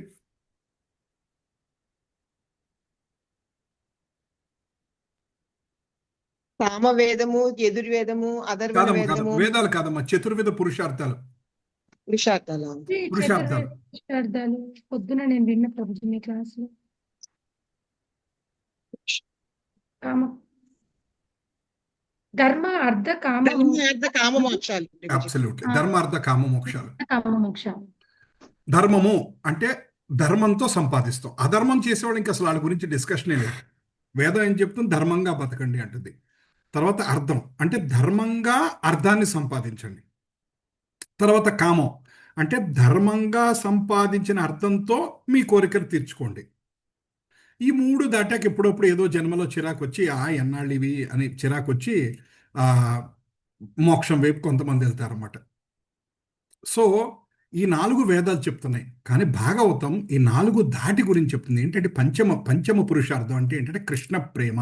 అందులో భక్తులు ఏమంటారంటే నాకు మోక్షం కూడా వద్దయ్యా అంటారు. నాకు మోక్షం కూడా వద్దు, నాకు కావాల్సింది ఏంటంటే కృష్ణ ప్రేమ. అంటే నువ్వు నాకు మళ్ళీ జన్మిచ్చావా, ఇవ్వు, పర్వాలేదు, కానీ నెక్స్ట్ జన్మలో కూడా నా కృష్ణ భక్తి ఇవ్వు, కృష్ణ భక్తుల మధ్యలో ఇవ్వు, నీవు చేసే లీలల్లో నాకు ఒక చిన్న భాగాన్ని, నీ నామాన్ని అందరికీ అందించే అదృష్టాన్ని నాకు కలిగించు. నన్ను ఆ కృష్ణుడు భగవద్గీతలో నిమిత్త మాత్రం భవసవ్య సాచన్ అన్నట్టుగా నన్ను ఒక ఇన్స్ట్రుమెంట్గా వాడుకో, నా ద్వారా నువ్వు ఏదన్నా చేయించుకో. శ్రీల ప్రభుపాదుల వారి గురించి ఈ మధ్య ఆయన డిసప్పీరెన్స్ డే వచ్చినప్పుడు చిన్న వీడియో పెట్టి నేను మీ అందరికీ పంపించాను. శ్రీల ప్రభుపాదుల వారి గురించి వినండి అని. అందులో ఆయన ఏమంటారు, భగవంతుడితోటి మర్కీనే భగవద్గీత, మర్కీనే భాగవతం అని ఒకటి ఆయన పాట రాస్తారన్నమాట. బోస్టన్ వెళ్తూ బోస్టన్ నగరంలో దిగంగానే పెద్ద పెద్ద బిల్డింగ్లు ఇవన్నీ చూసి ఆయనకి భావోద్వేగం వచ్చి ఒక పాట రాస్తారన్నమాట. ఆ పాటలో ఏమని ఉంటుందంటే, కృష్ణ నువ్వు నన్ను ఇక్కడికి వచ్చి అమెరికా వచ్చి వీళ్ళందరికీ భక్తి ఇమ్మన్నావు, ఇక్కడ ప్రపంచం చూస్తుంటే వేరే విధంగా ఉంది, అసలు వీళ్ళకి భక్తి ఏంటి, కృష్ణుడు అంటే ఏంటో కూడా తెలియదు, ఏమీ తెలియదు, వీళ్ళకి నేను ఏం చెప్పగలను, నా వల్ల అయితే అవుతుందా అంటే, అటువంటి మహానుభావుడే అంటున్నాడు నా వల్ల అవుతుందా వీళ్ళకి చెప్పటం అంటూ ఆ పాటలో ఇంకేం రాస్తారంటే, ఓకే నీకు కనుక ఈ వెస్ట్లో నీ భక్తి నువ్వు పెంచుకోవాలని అనుకుంటే నన్ను ఎలా వాడుకోవాలంటే అలా వాడుకో. ఫైనల్గా ఇక్కడ భక్తి, అమెరికా మొత్తం భక్తి ఇచ్చింది ఎవరు? ఒకవేళ శ్రీల ప్రభుపాదుల గారి ప్లేస్లో మనం ఉన్నాం అనుకోండి, మనం ఏం చెప్తాం? కనిపించినందరూ చెప్తాం, మీకు తెలుసా అసలు ఈ ఏరియాలో మొత్తం నేనేనండి, ఈ 108 టెంపుల్స్ ఎస్టాబ్లిష్ చేసింది నేనేనండి, ఇంతమందిని భక్తి ఇచ్చింది నేనేనండి, ఇంతమందిని నడిపిస్తుంది నేనేనండి అని మనం అలా మాట్లాడతాం. కానీ ఆయన ఏమన్నాడు, కృష్ణ నచ్చావుతో నచ్చావు, నీకు నన్ను ఆడించాలనుందా ఆడించు, ముందుకు తీసుకెళ్ళాలనుందా తీసుకెళ్ళు, వీళ్ళందరికీ నీ భక్తి అందజేయాలనుందా నీ ఇష్టం, నా ద్వారా నువ్వు ఏం చేయాలో నన్ను తీసుకో, నేను నీ చేతిలో కేవలం ఒక కీలు బొమ్మ, ఒక తోలు బొమ్మ అంటారు, పప్పెట్, నేను నీ చేతిలో ఒక పప్పెట్ని ఎలా వాడుకోవాలంటే అలా వాడుకోను అనమాట. అట్లా నిజభక్తులు, అఫ్ కోర్స్ మనలాంటి వాళ్ళకి ఆ స్టేజ్కి వెళ్తాం చాలా కష్టం అనుకోండి, బట్ మనం వంతు ప్రయత్నంగా మనం ఎలా ఆలోచించాలంటే, భగవంతుడా నన్ను నీ సేవలో వినియోగించు అని ఆలోచిస్తారన్నమాట. సో ఇక్కడ ధనం మీద వాళ్ళకి ఆశ లేదు, బోళ్ళంతా సంపాదించాలి, కూడబెట్టుకోవాలి, అనేక 10 జన్మలు 20 జన్మలు, అదేంటంటే 10 వంశాలైనా సరే అంత ధనం కావాలి అన్న ఆశ లేదు. జనం అందరూ నన్ను చూసి చప్పట్లు కొట్టాలి, నన్ను మెచ్చుకోవాలని ఆశ లేదు. సుందరి అంటే దాన్ని ఆడవాళ్ళైతే అందమైన పురుషులతో ఉండాలని, లేకపోతే మగవాళ్ళైతే అందమైన స్త్రీలతో ఉండాలని, చక్కటి భార్య, అందమైన భార్య కావాలి, అందమైన స్త్రీలతోటి నేను ఉండాలి, అలాంటి కోరికలు లేదు. కవితం అంటే కవిత్వాలు రాయాలి, అదేమీ లేదు. నా మోక్షం కూడా వద్దు తండ్రి, నాకు కావాల్సింది ఏంటంటే జన్మనీశ్వరే భగవద్భక్తి అహైతకి త్వయి. అహైతకి భక్తి అంటే ఏంటంటే మనం మాట్లాడుకున్నాం. అహైతకి భక్తి అంటే గుర్తుందండి, కోరిక లేనటువంటి భక్తి. ఆ శ్లోకం గుర్తుందండి, అహైతుకి అప్రతిహత యయాత్మ సుప్రసీదతి. ఆ భాగవతం శ్లోకం గుర్తుందండి, సవై పుంసాం పరో ధర్మ యదో భక్తిరదోక్షజే అహైతుకి అప్రతిహత యయాత్మ సుప్రసీదతి. అంటే ఏం చెప్పాడు అక్కడ? సవై పుంసాన్ పరోధర్మ, అందరికీ, పుంసాం అంటే ప్రతి జీవి, అక్కడ పుంసాం అంటే పురుషుడు అని కాదు, ప్రతి జీవికి ఉన్న పరోధర్మ, ఏకైక ధర్మం ఏంటంటే యదో భక్తిర్ అదోక్షజే, అజోక్షజుని మీద భక్తి ఉండాలి. ఆ భక్తి ఎలా ఉండాలి? అహైతుకి అప్రతిహత, అహైతుకి అంటే కోరిక లేకుండా, నిష్కామ భక్తి, నిర్హేతుకమైన భక్తి. అప్రతిహత, అప్రతిహత అంటే ఏదో రోజుకు ఒక అరగంట కాదు, ఎప్పటికీ ఆ భక్తి మనసు నిండా, ఎప్పటికీ ఆ భక్తి అన్నది ఎన్ని జన్మలెత్తినా జీవితాంతం ఆ భక్తి ఉండాలి. అహైతుకి అప్రతిహత. అప్పుడేం జరుగుతుంది? యయ ఆత్మ సుప్రసీదతి. అప్పుడు మనసు కంప్లీట్గా సంతృప్తి చెందుతాయి. ప్రస్తుతం మన మనసు కంప్లీట్గా సంతృప్తి చెందుతేయట్లేదు అంటే కారణం ఏంటి అంటే మనకి భగవంతుడి మీద అహైతుకి అప్రతిహతటువంటి భక్తి మనకి లేదు. మనకి ఎప్పుడైతే భగవంతుడి మీద నిష్కామమైన ఎప్పుడు ఉండేటువంటి భక్తి మన మనస్సులో ఉంటుందో అప్పుడు ఆటోమేటికల్గా మనస్సు 100% సాటిస్ఫై అవుతుంది అనమాట. అది సో ఇవాళ మన మనసులో సాటిస్ఫాక్షన్ లేదు అంటే అర్థం ఏంటంటే మన భక్తి ఇంకా పెంచాలని, మన భగవంతుడి వైపు ఇంకా తిరగాలని మనం అర్థం చేసుకోవాలన్నమాట. సో ఈ ఈ శ్లోకం అర్థమైందండి మీకు? ఏమేమి వద్దు అని అనుకుంటున్నారో? నా ధనం, నా జనం, నా సుందరి, నా కవితం, నా మోక్షం, ఏమి వద్దు అని అడుగుతున్నారు అనమాట. ఇది కూడా మనం అలవాటు చేసుకోవాలి. అప్పుడు ఇవేమి వద్దు అని అనుకుంటే మనకి నామం మీద రుచి పెరుగుతుంది. అంటే మన భగవంతుడి దగ్గరికి అయి కావాలి, నీ కావాలని అడగద్దు అంటున్నారు అనమాట. మనకేం కావాలో ఆయనకి తెలుసు కదా. ఏం కావాలో ఆయనకి తెలిసినప్పుడు ఇంక మనం రోజు కూర్చొని నాకు కృష్ణ ఇది ఇవ్వు, కృష్ణ ఇది ఇవ్వు, అది కావాలి, ఇది కావాలి అని రోజు ఎందుకు అడగాలి? ఓకే, ఇంపార్టెంట్ విషయాలు అడగాలి, తప్పులేదు. లెట్సే మన ఫ్యామిలీలో ఎవరికో హెల్త్ బాగాలేదు, చాలా బాధపడుతున్నారు, భగవంతుడిని అడగటం తప్పులేదు. కొన్ని కష్టాల్లో ఉన్నాం స్వామి, ఈ కష్టాల నుంచి నన్ను గట్టెక్కించు స్వామి. అది ఎందుకు అడుగుతున్నావు? అది కూడా స్వామి నేను సరిగ్గా చాంటింగ్ కూడా చేయలేకపోతున్నాను ఈ టెన్షన్ మూలాన, నన్ను ఈ టెన్షన్ నుంచి గట్టెక్కిస్తే నేను ఇంకొంచెం భక్తి శ్రద్ధగా చేయగలుగుతున్నాను కృష్ణ. అట్లా అది కూడా ఏంటి, ఆ టెన్షన్ ఎందుకు తగ్గించాలి? నీ మీద భక్తి శ్రద్ధగా చేయగలుగుతాను కాబట్టి. అట్లా మన మనసుని మనం మౌల్డ్ చేసుకోవడానికి ప్రయత్నం చేయాలి. శ్రీమద్ భాగవతం 10:16-37లో ఏమంటారు తెలుసా? ననాక పృష్టం నచ సార్వభౌమం న పారమేష్టం న రసాధిపత్యం న యోగ సిద్ధిర్ అపునర్భవం వా వాంచి యత్పాదరజ ప్రపన్న. ఆ శ్లోకం అసలు భలే ఉంటుంది ఈ శ్లోకం. ననాక పృష్టం నచ సార్వభౌమం. సార్వభౌమం అంటే నాకు స్వర్గలోకానికి నన్ను రాజుని చేసినా నాకొద్దు, ఇంద్రుణ్ణి చేస్తావా నాకొద్దు. నా పారమేష్టం నా రసాధిపత్యం, నాకు ఏవి వద్దు, నాకు బ్రహ్మస్థానం ఇస్తావో వద్దు. నా యోగ సిద్ధిర్ అపునర్భవం భా వాంఛంతి యత్ పాద రజ ప్రపన్న. నేను అడుగుతుంది ఏంటి? వాంఛంతి, అడుగుతున్నది ఏంటి? యత్ పాద రజ ప్రపన్న, నీ పాదాల దగ్గర ఇంత రేణువుగా ఉండాలని. ఇది చాలా కష్టమైంది మనకే. కృష్ణుడు మనం పూజ చేస్తున్నప్పుడు, మనం భక్తి చేస్తున్నప్పుడు కనపడి సరే నీకు ఇంద్ర పదవి ఇస్తాను కానీ అంటే మనం ఏమంటాం? ఓకే కృష్ణ థ్యాంక్ యూ, అయిపోయిందా మొత్తం నీట్గా చేసావా? ఓకే. మనం ఇంద్ర పదవి ఇస్తాను అంటే ఏమంటాం? సరే కృష్ణుడు కనుక మనతో బేరం మొదలెట్టి నువ్వు రేపటి నుంచి హరే కృష్ణ మహామంత్రం ఆపేసేయి, నీకు ఇంద్ర పదవి ఇచ్చేస్తానంటే మనం ఏమంటాం? అలాగే కృష్ణ థ్యాంక్ యూ అంటాం. చాలు, ఆ ఇంద్ర పదవి ఇచ్చావు చాలు. లేదా నిన్ను లెట్టే ఇండియాలో మొత్తానికి అలా రిచెస్ట్ పర్సన్ అంబానీ ఇంట్లో పుట్టిస్తా నీకు నెక్స్ట్ జన్మలో, ఒక 1,00,000 కోట్ల ఆస్తికి వారసుడు అవుతావు, అంత పెద్దవాడిని చేస్తా నీకు, నువ్వు ఇంక నుంచి నువ్వు హరే కృష్ణ మహామంత్రం ఆపేసి అంటే మనం ఏమంటావు? థ్యాంక్ యూ కృష్ణ, ఎన్నాళ్ళు చేసిన దానికి నువ్వు గుర్తించావు, నాకు 1,00,000 కోట్ల ఆస్తి ఇచ్చావు, చాలు కృష్ణ అనుకుంటాం. మనలాంటి వాళ్ళు అలా ఆలోచిస్తాం. కానీ పరమ భక్తులు ఏమంటున్నారంటే నాకు అది ఏమొద్దు, నా పారమేష్టం, నా సార్వభౌమం, నాకు ఇంద్ర పదవి వద్దు, నన్ను బ్రహ్మస్థానంలో పెట్టినా నాకొద్దు, నాకు కావాల్సింది ఏంటి? ఎప్పుడు నీ పాదాల రేణువు దగ్గర కావాలి, నాకు నీకు భక్తి కావాలి. దానికి కనెక్టెడ్గా 9.22లో భగవద్గీతలో అనన్యాశ్చింత ఎంతో మా ఏ జనా పర్యుపాసతే తేషాం నిత్యాభియుక్తానాం యోగక్షేమం నమామ్యహం. ఈ శ్లోకం మనం ఎప్పుడు వింటూ ఉంటాం, చాలాసార్లు వింటూ ఉంటాం. భగవద్గీతని 4 లైన్లో చెప్పండి అంటే ఈ శ్లోకం చెప్పచ్చు. ఎవరన్నా ఏమంటే నాకు 2 మినిట్సే టైం ఉంది, భగవద్గీత మొత్తం నాకు చెప్పేస్తారంటే ఈ ఒక్క శ్లోకం చెప్తే భగవద్గీతకి ఎసెన్స్ చెప్పినట్టే. ఫైనల్గా కృష్ణుడు ఏం చెప్తున్నాడు?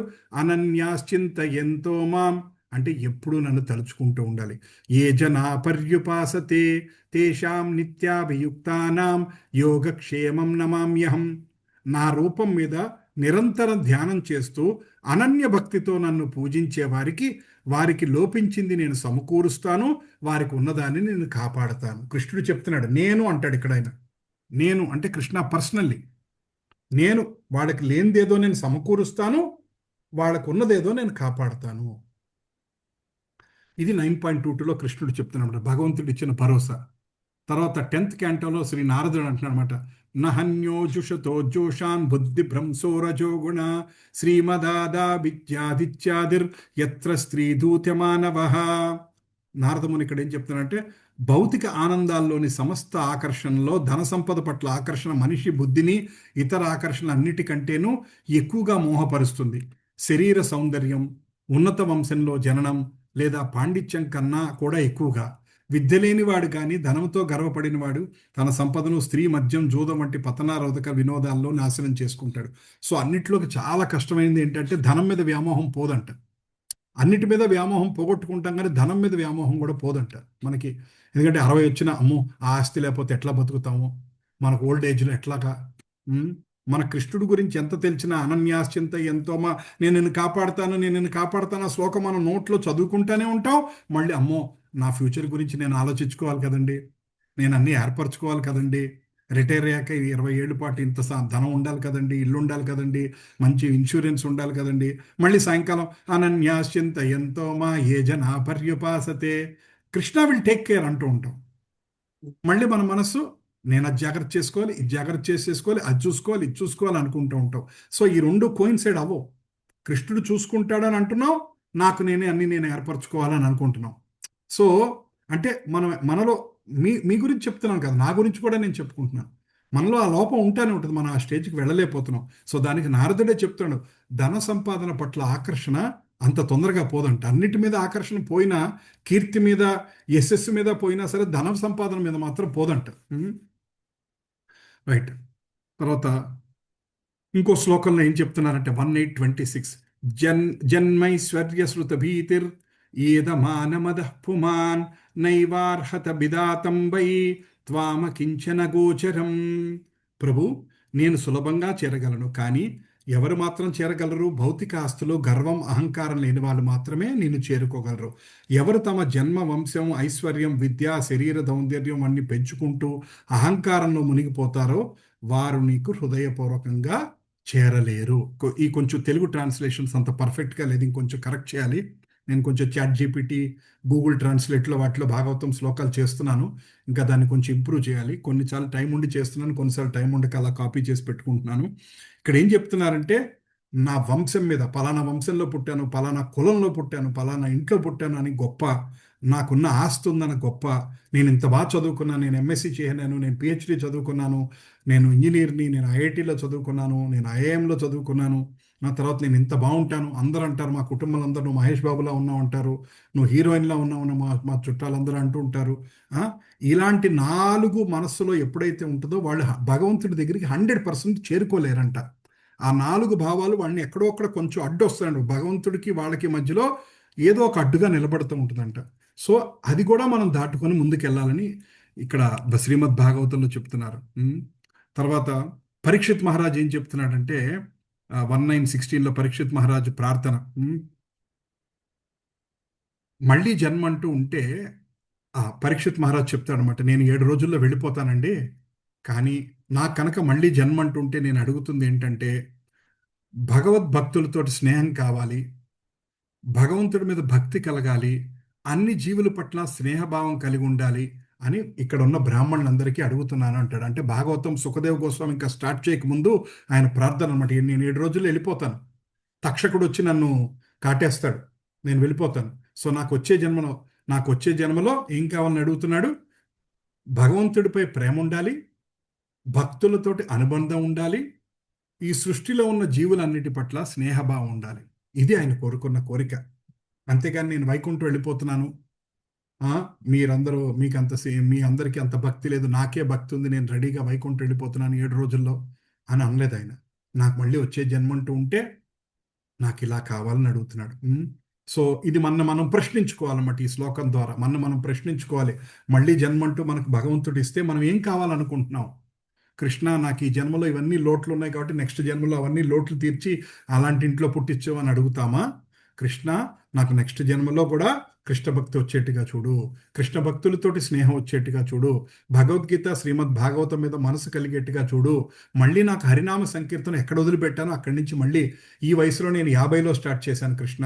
వచ్చే జన్మలో నేను 5వ ఏటే ప్రహ్లాదుడిలాగా 5వ ఏటే హరే కృష్ణ మహామంత్రం ఆ చాంటింగ్ బ్యాగ్ నా చేతిలో ఉండాలి.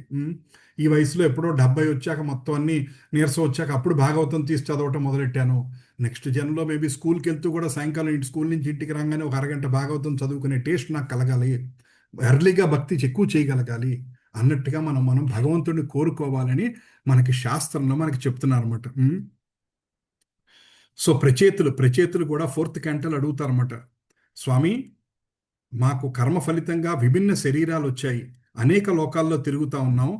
అలా ఇంకా జన్మలు ఉంటే మాత్రం నీ లీలలను చర్చించే భక్తుల సమాగమం మాకు కలిగించు. ఈ భక్త సాంగత్యం జన్మ జన్మాంతరంలోనూ ఉండాలని మేము కోరుకుంటున్నాము. ఎటువంటి బ్యూటిఫుల్ కోరికలండి. భాగవతం చదవటం ఎందుకు చదవమంటారు మన భాగవతం? సో ఇటువంటివన్నీ వింటూ ఉంటాం. లేకపోతే మన కృష్ణుడు నీకు వచ్చే జన్మ ఎలా ఉండాలి కృష్ణ అంటే వెంటనే ఒక్క 10 నిమిషాలు ఆగిరా కృష్ణ అని చెప్పి వైట్ పేపర్ తీసుకొని మొత్తం లిస్ట్ రాస్తాం. నాకు ఇంత ఆస్తి ఉండాలి, ఇంత అందంగా ఉండాలి, నాకు అలా ఉండాలి, ఇలా ఉండాలి, అది కావాలి, ఇది కావాలి. ఓహో, ఈ జన్మలో నా హెల్త్ బాగాలేదు, సో నెక్స్ట్ జన్మలో సంపూర్ణ ఆరోగ్యంగా ఉండాలి. ఈ జన్మలో నేను అనుకున్నంత బాగా చదువుకోలేదు, సో స్వామి నెక్స్ట్ జన్మలో నేను హార్వర్డ్ యూనివర్సిటీలోనో స్టాన్ఫర్డ్ యూనివర్సిటీలోనో గోల్డ్ మెడలిస్ట్ అవ్వాలి. ఈ జన్మలో నాకు అంత ఆస్తి లేదు, సో నాకు కృష్ణ మంచి ఆస్తి కావాలి. ఇట్లా మనం ఇట్లా అడుగుతాం. ఇవన్నీ కావాలని అడుగుతాం. కానీ వాళ్ళు ప్రచేతులు ఏమని అడుగుతున్నారు? నీ లీలలను చర్చించే భక్తుల సమాగమం మాకు కలిగించుము అంటే భాగవతులతోటి మాకు రిలేషన్ కావాలి. భాగవతులు అంటే ఎప్పుడు భగవంతుడి గురించి చర్చించేవాళ్ళు భాగవతులు. అటువంటిది కావాలి. ఈ భక్త సాంగత్యం జన్మ జన్మాంతరంలోనూ ఉండాలి. వచ్చే జన్మలో కూడా నాకు భక్తులతోటి నాకు తోడు ఉండాలి. ఇలాంటి పరిస్థితులు నాకు క్రియేట్ చేయ కృష్ణ అని అడుగుతున్నారు అన్నమాట. అది సో అటువంటి భక్తులు ఏమడుగుతున్నారంటే, నదనం నజనం న సుందరీం కవితం బా జగదీశ కామయే మమ జన్మనీశ్వరే భగవద్భక్తిరు హైత్యకి త్వయి. ఈ శ్లోకం అర్థమైందండి? ఏమైనా క్వశ్చన్స్ ఉన్నాయా? లేకపోతే ఈ శ్లోకం మీద ఏమైనా రిఫ్లెక్షన్స్ ఉన్నాయా? రిఫ్లెక్షన్స్ అంటే మీ ఆలోచనలు, ఇది కష్టమా, కుదురుతుందా, మనం అలా అడగగలమా, మనం అలా పాటించగలమా?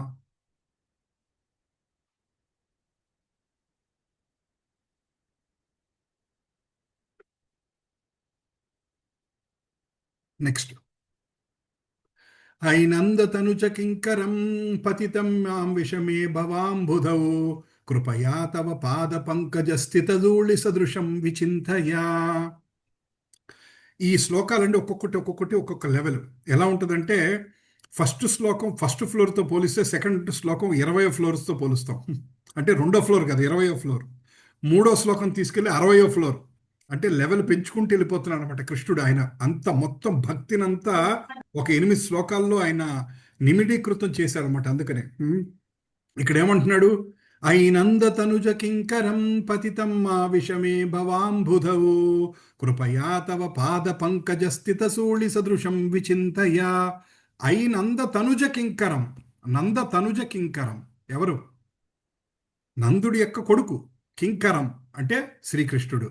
పతితం మా విషమే భవాంబుధౌ కృపయా తవ పాద పంకజ స్థిత ధూళి సదృశం విచింతయా. నీ పాదాల దగ్గర ఇంత చోటు ఇవ్వు నాకు తండ్రి అని అడుగుతున్నాడు అనమాట. ఒకసారి అందరూ చదువు. ఐనంద తనుజ కింకరం పతితం మాం విషవే భవాంబుధౌ కృపయా తవ పాద పంకజ స్థితధూళి సదృశం విచింతయా. ఇప్పుడు లాంగ్ పడదాం. ఐనంద తనుజ కింకరం పతితం మాం విషమే భవాంబుధౌ కృపయా తవ పాద పంకజ స్థితధూళి సదృశం విచింతయా. అందరూ శ్రీనందతనుజకింకరం పతితంబు వృషమే భావోద్భుదో కృపయా కృపయా తవ తవ పాద పంకజా సదృశం విచింతయా. చింతయా. సో ఓ మహారాజా నందకుమారుడా కృష్ణ, నేను నీ శాశ్వత సేవకుడిని. ఎప్పుడు ఏంటి? నేను నీ సేవకుడిని అయినప్పుడు గన నేను ఈ సముద్రంలో పడిపోయాను, ఈ సంసారం సముద్రంలో పడిపోయాను. నన్ను ఈ మృత్యు సముద్రంలోంచి పైకి లేపి నీ పాదాల దగ్గర ఉంచుకో. నేను అనేక జన్మ నుంచి పుడుతూ చస్తూ ఇలా ఉన్నాను. ఈ సముద్రంలో పడిపోయి కొట్టుకుంటున్నాను, ఈ సంసారం సముద్రంలో పడిపోయి కొట్టుకుంటున్నాను తండ్రి. అంటే ఇప్పుడు మనం ఒకసారి ఎప్పుడన్నా మీరు నీళ్ళల్లో ఒక చీమ పడిపోయి కొట్టుకుంటా ఉంటుంది. మనం ఏం చేస్తాం? చిన్న ఆకు ఏదో వేసి ఆ చీమని ఎత్తి ఇలా బయట పెడతాం. ఎప్పుడన్నా మీరు జీవితంలో అటువంటి సిచ్యువేషన్ చూసారా? ఆ చీమ పురుగు వాటర్లో ఇబ్బంది పడుతుంటే దాన్ని తీసి బయట వేస్తారు. అప్పుడు ఆ చీమ నడుచుకుంటూ వెళ్ళిపోతుంటది అనమాట. అట్లా ఆ చీమ ఎలా కొట్టుకుంటా ఉంటుంది? గిలగిల ప్రాణం కొట్టుకుంటా ఉంటుంది. ఆ కాపాడే వాళ్ళు లేకపోతే దాని పరిస్థితి ఇంకో 2 నిమిషాలు ఫైట్ చేయగలదు, 3 నిమిషాలు ఫైట్ చేయగలదు. ఆ తర్వాత ఇంకా ఫైట్ చేయలేక ఆ నీళ్ళల్లో పడేది చచ్చిపోతుంది అనమాట. సో అట్లా మనం కూడా ఏంటంటే భగవంతుడిని ఏమంటాం? ఈ సంసారం సముద్రంలో పడి కొట్టుకొని వెళ్ళిపోతున్నామయ్యా, అసలు నీ గురించి ఆలోచన లేదు. ఎంతసేపు పిల్లలు, సంసారము, ధన సంపాదన, చుట్టాలు, సినిమాలు, మాకున్న ఇది ఫంక్షన్స్, కిట్టీలు, మా లైఫ్ ఇది ఇట్లా నడిచిపోతుంది కృష్ణ. అటువంటిది నువ్వు వచ్చి నన్ను తీసుకెళ్ళి నీ పాదాల దగ్గర పెట్టుకో అని అడుగుతున్నారు అన్నమాట ఈ శ్లోకంలో. ఇదేంటంటే భక్తుని మనస్సు ఏంటమ్మా?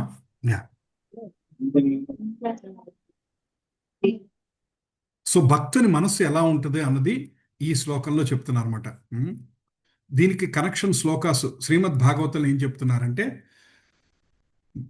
దేవర్షి భూతాప్తనృణాం పితॄణాం నకింకరో నాయ మృణీచ రాజన్ సర్వాత్మనాయ శరణం శరణ్యం గతో ముకుందం పరిహృత్య కర్థం. ఎవడు భగవంతుడైన ముకుందుని శరణ పొందినవాడు దైవములకు, ఋషులకు, పితృదేవతలకు, మానవులకు ఏ రుణము గాని సేవాబంధము గాని కలవాడు కాదు. యాక్చువల్లీ ఇక్కడ ఏం చెప్తున్నారంటే, ఇది చాలా పెద్ద శ్లోకం. ఎవరైతే భగవంతుడితో 100% కనెక్షన్ పెట్టుకున్న వాళ్ళకంట దైవులకి, ఋషులకి, పితృదేవతలకి ఏ రుణము లేదంట. మామూలుగా అంటారు కదండి, తల్లిదండ్రుల రుణం తీర్చుకోలేము, గురు రుణం తీర్చుకోలేము, పితృ రుణం తీర్చుకోలేము, ఆచార్య రుణం తీర్చుకోలేము, దేవతల రుణం తీర్చుకోలేము అని అంటూ ఉంటారు. విన్నారా మీరు ఈ సెంటెన్స్? సో ఈ రుణం అనేది తీర్చుకోలేమంటారు. దేవతల రుణం ఎందుకు తీర్చుకోలేము? మనకు వర్షాలు ఇస్తున్నారు, సన్లైట్ ఇస్తున్నారు, ఇవన్నీ మనకు కావాల్సిన ఫెసిలిటీస్ అన్ని ఇచ్చేది దేవతలు, రైట్? తల్లిదండ్రులు మనకి జన్మనిచ్చారు, నవమాసాలు మోసి అమ్మ కని నానా కష్టాలు పడి ఆవిడకి ఆల్మోస్ట్ పునర్జన్మ, చనిపోయే స్టేజ్ కూడా వస్తూ ఉంటుంది. అంత కష్టమైన సిచ్యువేషన్లో అమ్మ మనకి జన్మ ఇచ్చింది. తండ్రి మనకి జీవితాంతం మనల్ని చూసుకున్నాడు, గురువు మనకి పాఠాలు చెప్పాడు. ఇట్లా పితృదేవతలు ఉన్నారు, మన యాన్సిస్టర్స్ మన బ్లెస్ చేసేవాళ్ళు. వీళ్ళందరికీ రుణం ఉంది. రుణం ఉంది కాబట్టి ఏం చేస్తాం? మన పితృదేవతలకి రుణం ఉంది. తల్లిదండ్రులకి రుణం ఎలా తీర్చుకుంటాం? వాళ్ళు ఓల్డ్ ఏజ్లో వాళ్ళకి సహాయంగా ఉంటుంటాం.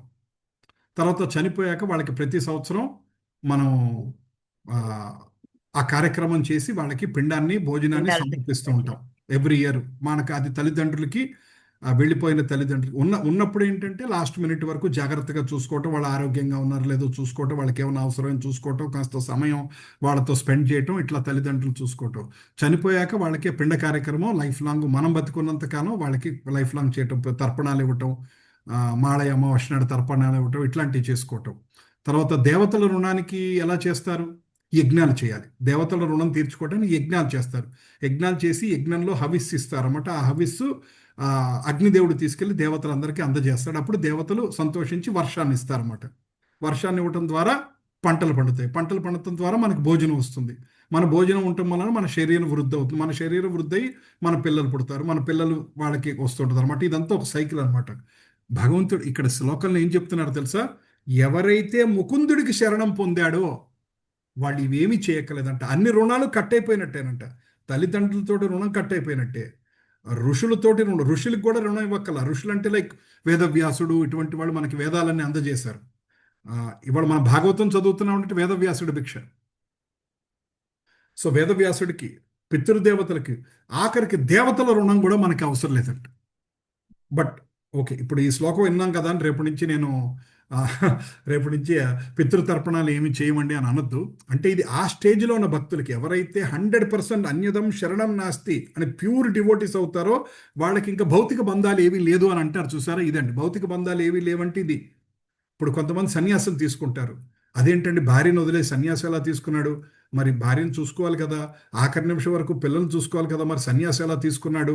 మరి భార్యను అన్యాయం చేసినట్టే కదా. అంటే అంటే ఇక్కడ భగవంతుడిని ఎప్పుడైతే పట్టుకున్నాడో ఈ భవబంధాల నుంచి ఆయన వదిలిపెట్టేసినట్టు. సో ఇప్పుడు ఆయన భర్తగా ఆయన ఆ బాధ్యత నుంచి తప్పించుకున్నా, ఆ బయటకు వచ్చినా ఆయన దూషించరు ఎవరు. అదే మామూలుగా సన్యాసం తీసుకోకుండా ఒకళ్ళు భార్య పిల్లల్ని వదిలేసేసి ఇష్టం వచ్చినట్టు తిరుగుతున్నాను అనుకుని ఏమంటారు అందరూ? ఏందే నీకు ఏమన్నా బుద్ధి ఉందా? పెళ్లి చేసుకున్నాక భార్యను చూసుకోవాలి కదా, పిల్లల్ని చూసుకోవాలి కదా, చదివించాలి కదా, వాళ్ళని వదిలేసి నీ ఇష్టం వచ్చినట్టు తిరుగుతున్నావు ఏంటి అంటారు. అదే సన్యాసిని ఎవరన్నా పిలిచి అడుగుతారా, ఏమైనా నీకు బుద్ధి ఉందా, భార్యను వదిలేసామని అంటారా? భగవంతుడిని పట్టుకున్నాడు కాబట్టి భౌతికమైన బాధ్యతలు వదిలేసినా పర్వాలేదు. అలాగే 100% భగవంతుని పట్టుకున్న రోజున గురువుని అంటే ఋషులకి రుణం తీర్చుకోపోయినా, యజ్ఞాలు చేయకపోయినా, చనిపోయిన వాళ్ళకి పిండాలు పెట్టకపోయినా పర్వాలేదు. అది ఎవరికి అటువంటి స్టేజ్లో ఉన్నాడు, మనం వంటి వాళ్ళకి కాదు. మనం అందరం భక్తిలో ఎల్కేజీలో ఉన్నాం. మనం అన్నీ చేయాల్సిందే, మనం చేయాల్సిన బాధ్యతలన్నీ చేసుకుంటూ ఉండాలి. తర్వాత భగవంతుడు ఫైనల్గా ఏం చెప్పాడండి? 18.66 కృష్ణుడు ఇచ్చిన ఫైనల్ ఇన్స్ట్రక్షన్ ఏంటది? భగవంతుడు చెప్పిన ఆఖరి ఇన్స్ట్రక్షన్ ఏంటండి? 18.66 చదవండి అమ్మా. ధర్మాన్ పరిత్యజ్య మామేకం శరణం వ్రజ అహం త్వం సర్వ పాపేభ్యో మోక్షయిష్యామి మా శుచః. అబ్సల్యూట్లీ. సో కృష్ణుడు చెప్పిన ఆఖరి ఇదేంటంటే, అన్ని ధర్మాలను విడిచి నన్నే శరణు పొందుము, నేను నిన్ను సమస్త పాపముల నుండి విముక్తి చేస్తాను, భయపడవద్దు. సర్వధర్మాన్ని పరిత్యజ్య. కృష్ణుడు స్టార్టింగ్ నుంచి బోర్డు చెప్పాడు, వర్ణాశ్రమ ధర్మం గురించి చెప్పాడు. భగవద్గీత మనందరం చదువుకున్నాం. వర్ణాశ్రమ కొంతమంది క్లాసెస్ ఇప్పుడు అటెండ్ అవుతున్నారు, కొంతమంది కంప్లీట్ చేశారు. ఒకసారి వెనక్కి గుర్తు తెచ్చుకుంటే కృష్ణుడు కర్మయోగం చెప్పాడు, వర్ణాశ్రమ ధర్మం చెప్పాడు, తర్వాత జ్ఞానయోగం చెప్పాడు, అష్టాంగ యోగం చెప్పాడు, బుద్ధి యోగం చెప్పాడు, ఫైనల్గా భక్తి యోగం చెప్పాడు, వర్ణాశ్రమ ధర్మం గురించి చెప్పాడు. ఇవన్నీ చెప్పి ఫైనల్గా ఆయన ఏమంటున్నాడు? అన్నీ వదిలేసేయి, నన్ను ఒక్కడిని పట్టుకోచాలు, అన్యదం శరణం నాస్తి, సర్వధర్మాన్ పరిత్యజ్య, అన్ని ధర్మాలకి పక్కన పెట్టు, మాం ఏకం శరణం వ్రజ, నన్నొక్కడినే. మళ్ళీ దేవతల చుట్టూ తిరగద్దు అంటున్నాడు ఆయన. నన్నే పట్టుకో. ఆ దేవత సోమవారం ఒకటి, మంగళవారం ఒకటి, బుధవారం ఒకటి అట్లా కాదు, నన్నే మనసా వాచా కర్మణ, నన్నే నమ్మి నన్నే పట్టుకుంటే అహం త్వాం సర్వపాపేభ్యో, నువ్వు అనేక లక్షల కోట్ల నుంచి నువ్వు తెచ్చిన పాపాలన్నీ నేను కడిగేయగలుగుతాను. ఏది నిన్న కాక మొన్న వచ్చింది పాపం కాదు, అనేక జన్మల నుంచి తీసుకొచ్చిన పాపాన్ని భగవంతుడు నేను తీసేయగలుగుతాను అంటున్నాడు. ఇచ్చి మోక్ష ఇష్యామి, మోక్షాన్ని కూడా అందజేస్తాను. లాస్ట్లో ఏమంటున్నాడు?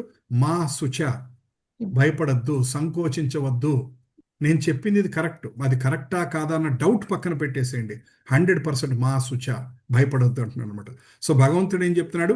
అన్ని ధర్మాలను విడిపించి నన్నే శరణ పొందు అంటున్నాడు. అంటే మనం ఇందాక చదువుకున్న శ్లోకం అయినంద తనుచ కింకరం అన్న శ్లోకానికి కనెక్టెడ్గా ఉన్న శ్లోకాలు మనం తెలుసుకుంటున్నాం అనమాట. సో శిక్షాష్టకం 5వ దానికి ప్రాణం ఏంటంటే, కృష్ణ నేను నిన్ను దాసునడు, నన్ను రక్షించు, నన్ను రక్షిస్తాను ఆయనే చెప్తున్నాడు.